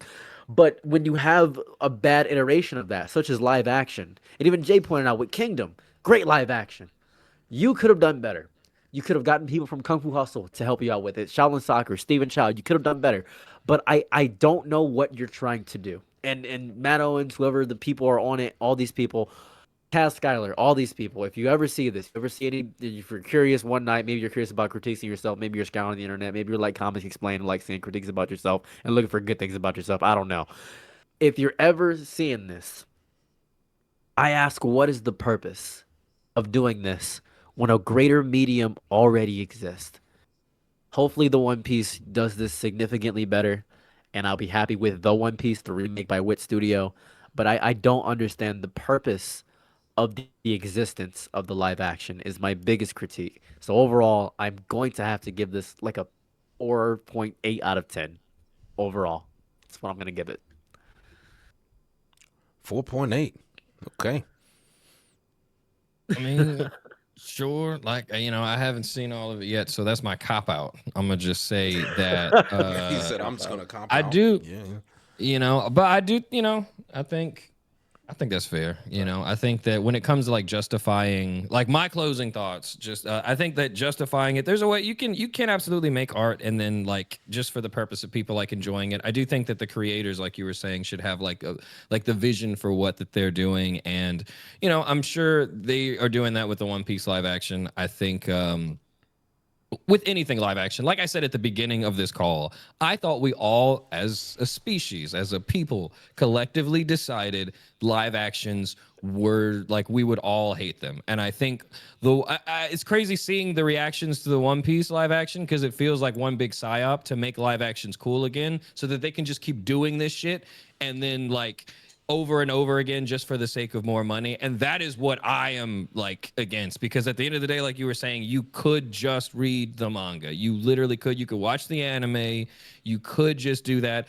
At the other end of that, if you enjoyed it, I truly think that that's awesome. And whatever joy you get from that, beautiful. And I don't think you need to justify that for anybody. I think that's totally fine. But just like for the sake of art, I do worry about live action adaptations, because like every good thing that we can say about the One Piece live action, like look at the story that it's coming from monumentally. Like it's where our critiques would come from, because we know how good it could be. So I just feel like in that way it's set up to fail and make all of the actors and the people that work with it, it's an uphill battle for them in that way. And so, I've got sympathy. All we've achieved is getting you a little aroused with Vivi and Robin. We've achieved nothing. That's really Yeah, that's true. That's true. You made Usopp a little bit better. I'll say that. True. Usopp fornicates heavily in this entire series. He is a coitus god in the entire series. So if anything, I respect Usopp a lot more. And I it's a tough pull for me. It's a tough pull, really a tough pull. Yeah, I think I I liked it. It was mid. It was a hit. 7 out of 10. That's what I'll give it. That's really it, and that's all I really wanted from it. I guess there's things I can appreciate. Like I think I can appreciate Smoker. We didn't really talk about Smoker too much, but I thought Smoker was pretty solid throughout. I like Smoker a lot. Character. I did like Kobe. I like Tashigi as well. So there was like, I think it's good to see certain characters. I know you hate Tashigi, but I know there's certain characters. I thought Zoro was actually funny. I actually like Zoro a lot. I actually find myself liking Zoro more than I like Sanji in the live action, which is shocking because I'm a big Sanji guy in general. But nonchalant gimmick, bonehead Zoro in the live action kind of just fit for me, so I liked it. And the swordplay, obviously. So yeah, 7 out of 10. Would recommend to a casual that doesn't, because I know a lot of people that refuse to start One Piece, but then they tell me they like the live action though, and I think that's really what their audience was for. And then they just gave Easter eggs for us, for people like us, and that's it. I really just think that the One Piece live action is not for us. I think that is what I have completely settled on. I've seen how they do it. It is not for the hardcore One Piece fan. It is a money grab by Shueisha to get more One Piece. More One Piece out there. If you see the way they farm Chopper, if you do not believe that every single white woman or any woman of any race, but mainly the white women, is not going to see someone like Tony Chopper and not instantly go onto Amazon and buy a plushie doll, you have no idea what's coming. The amount of money they're going to make from that Chopper is Baby Yoda level. I'm not joking. It's Baby Yoda level. Like it's going to be. I'll ask the white woman right now. Yes. It might exceed the white woman right now, baby. Did you like Chopper in the One Piece live action? Did you enjoy him? She hated him. Sorry, now, mind you, I don't know if you know the lore about it. I don't know if you know the lore about his wife, but his wife loves to listen to stories from random hoteps. That's her pastime. Okay, all right. So she's a unique. Hotep slander. There's no hotep slander. She's a unique. There's no hotep slander. I'm saying that she has unique tastes. So that's it. So this is a rare white woman we're dealing with here.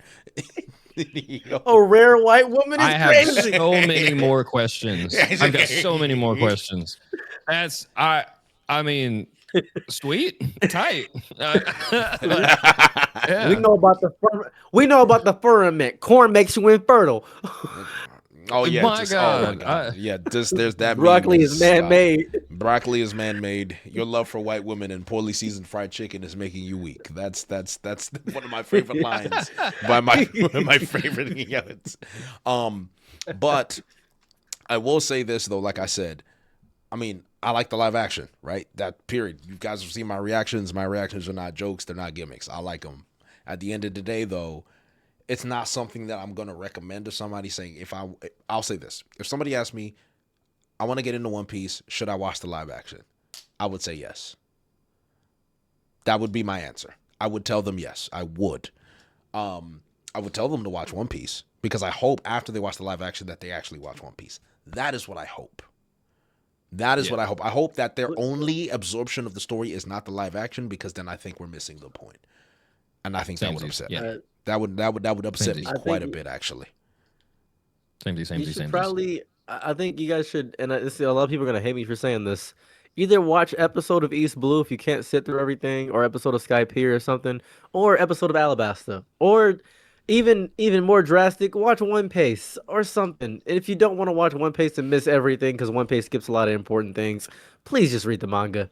It's readily available. It is so easily available. If you need a website, don't hit me up. Never message me in your life. But please, it is so fair to find it on your own. It's so easy. Yeah, I think it could justify, like, it's because if you just look at it like it's just like a fun, like, adaptation, like not serious at all. That's, that is what it is. Like you were saying, like, it's mid that hits. I just like, it is mid to me personally. It's just, at least from what I've seen so far.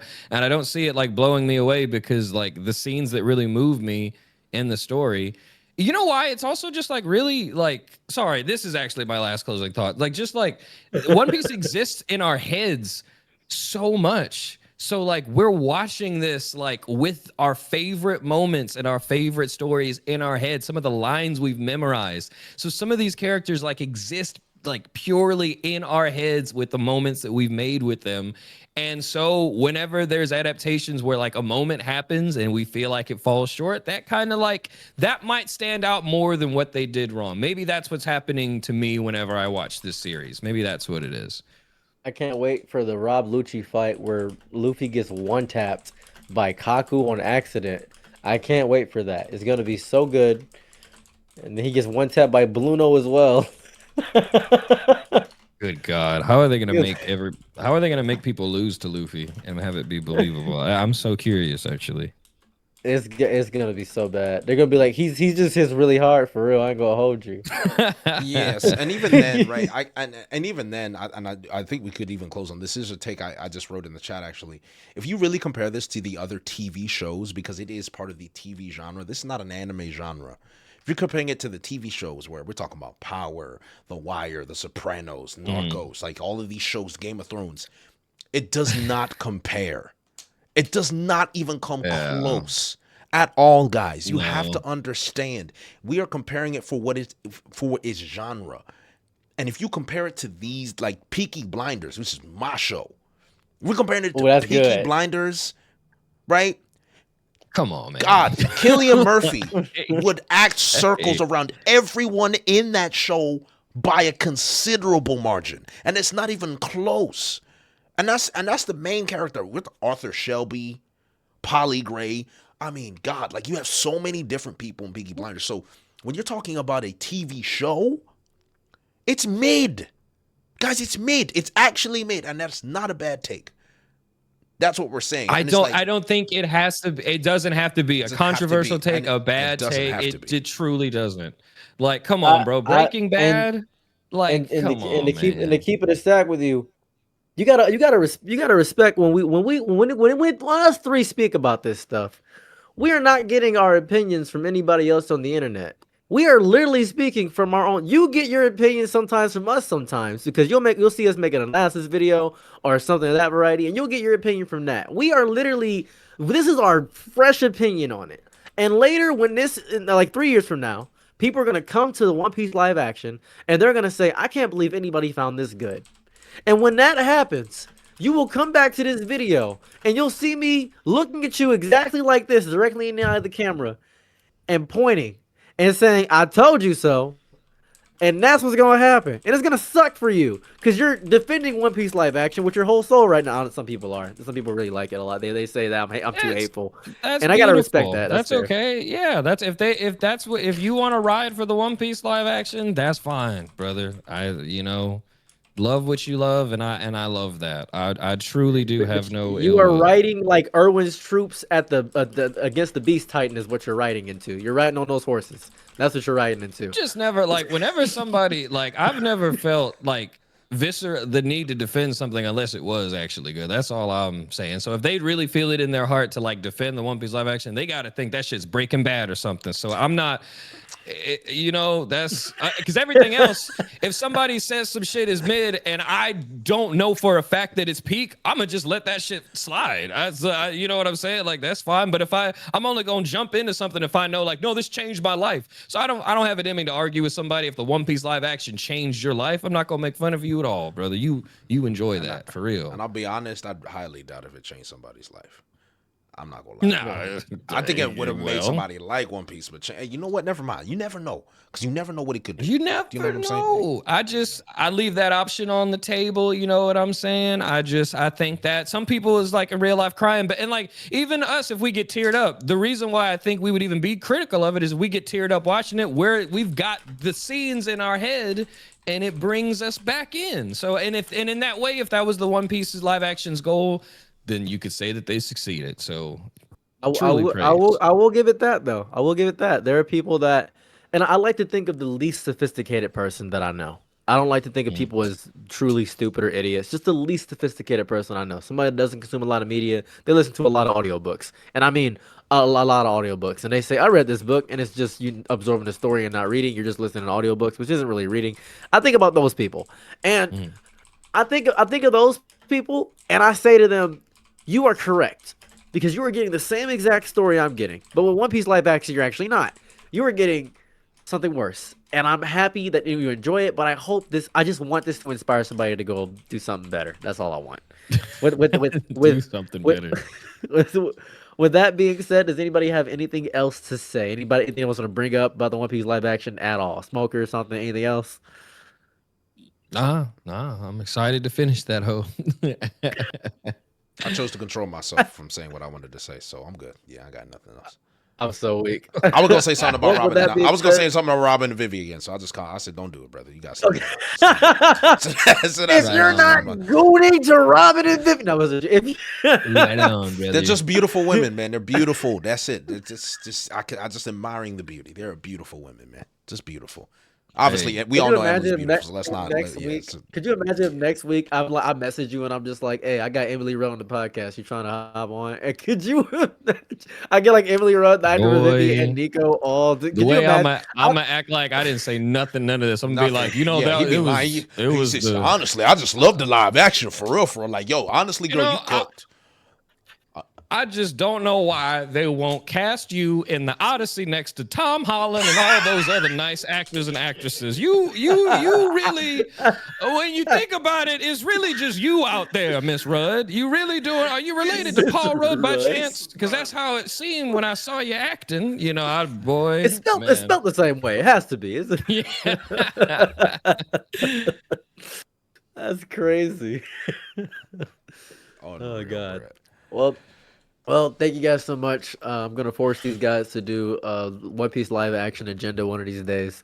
But outside of that, Jesus Christ, I hope not. Thank you guys so much. Sincerely hope not. They mad at regular. You have to figure that out. Yeah, they mad at regular agenda. You trying to make me do live action now? Oh Jesus! Hey. Oh no! Don't get cantankerous. Cantankerous and ornery. With that being said, I'm out. Peace. Bye. Take care, everybody. All right, that's pretty much the end of my. That's where I'm gonna end the. That's where I'm gonna end the recording. Good night, be my loyalty's low. Happy to try what you need. Your world, I love to live in it. I love the ride.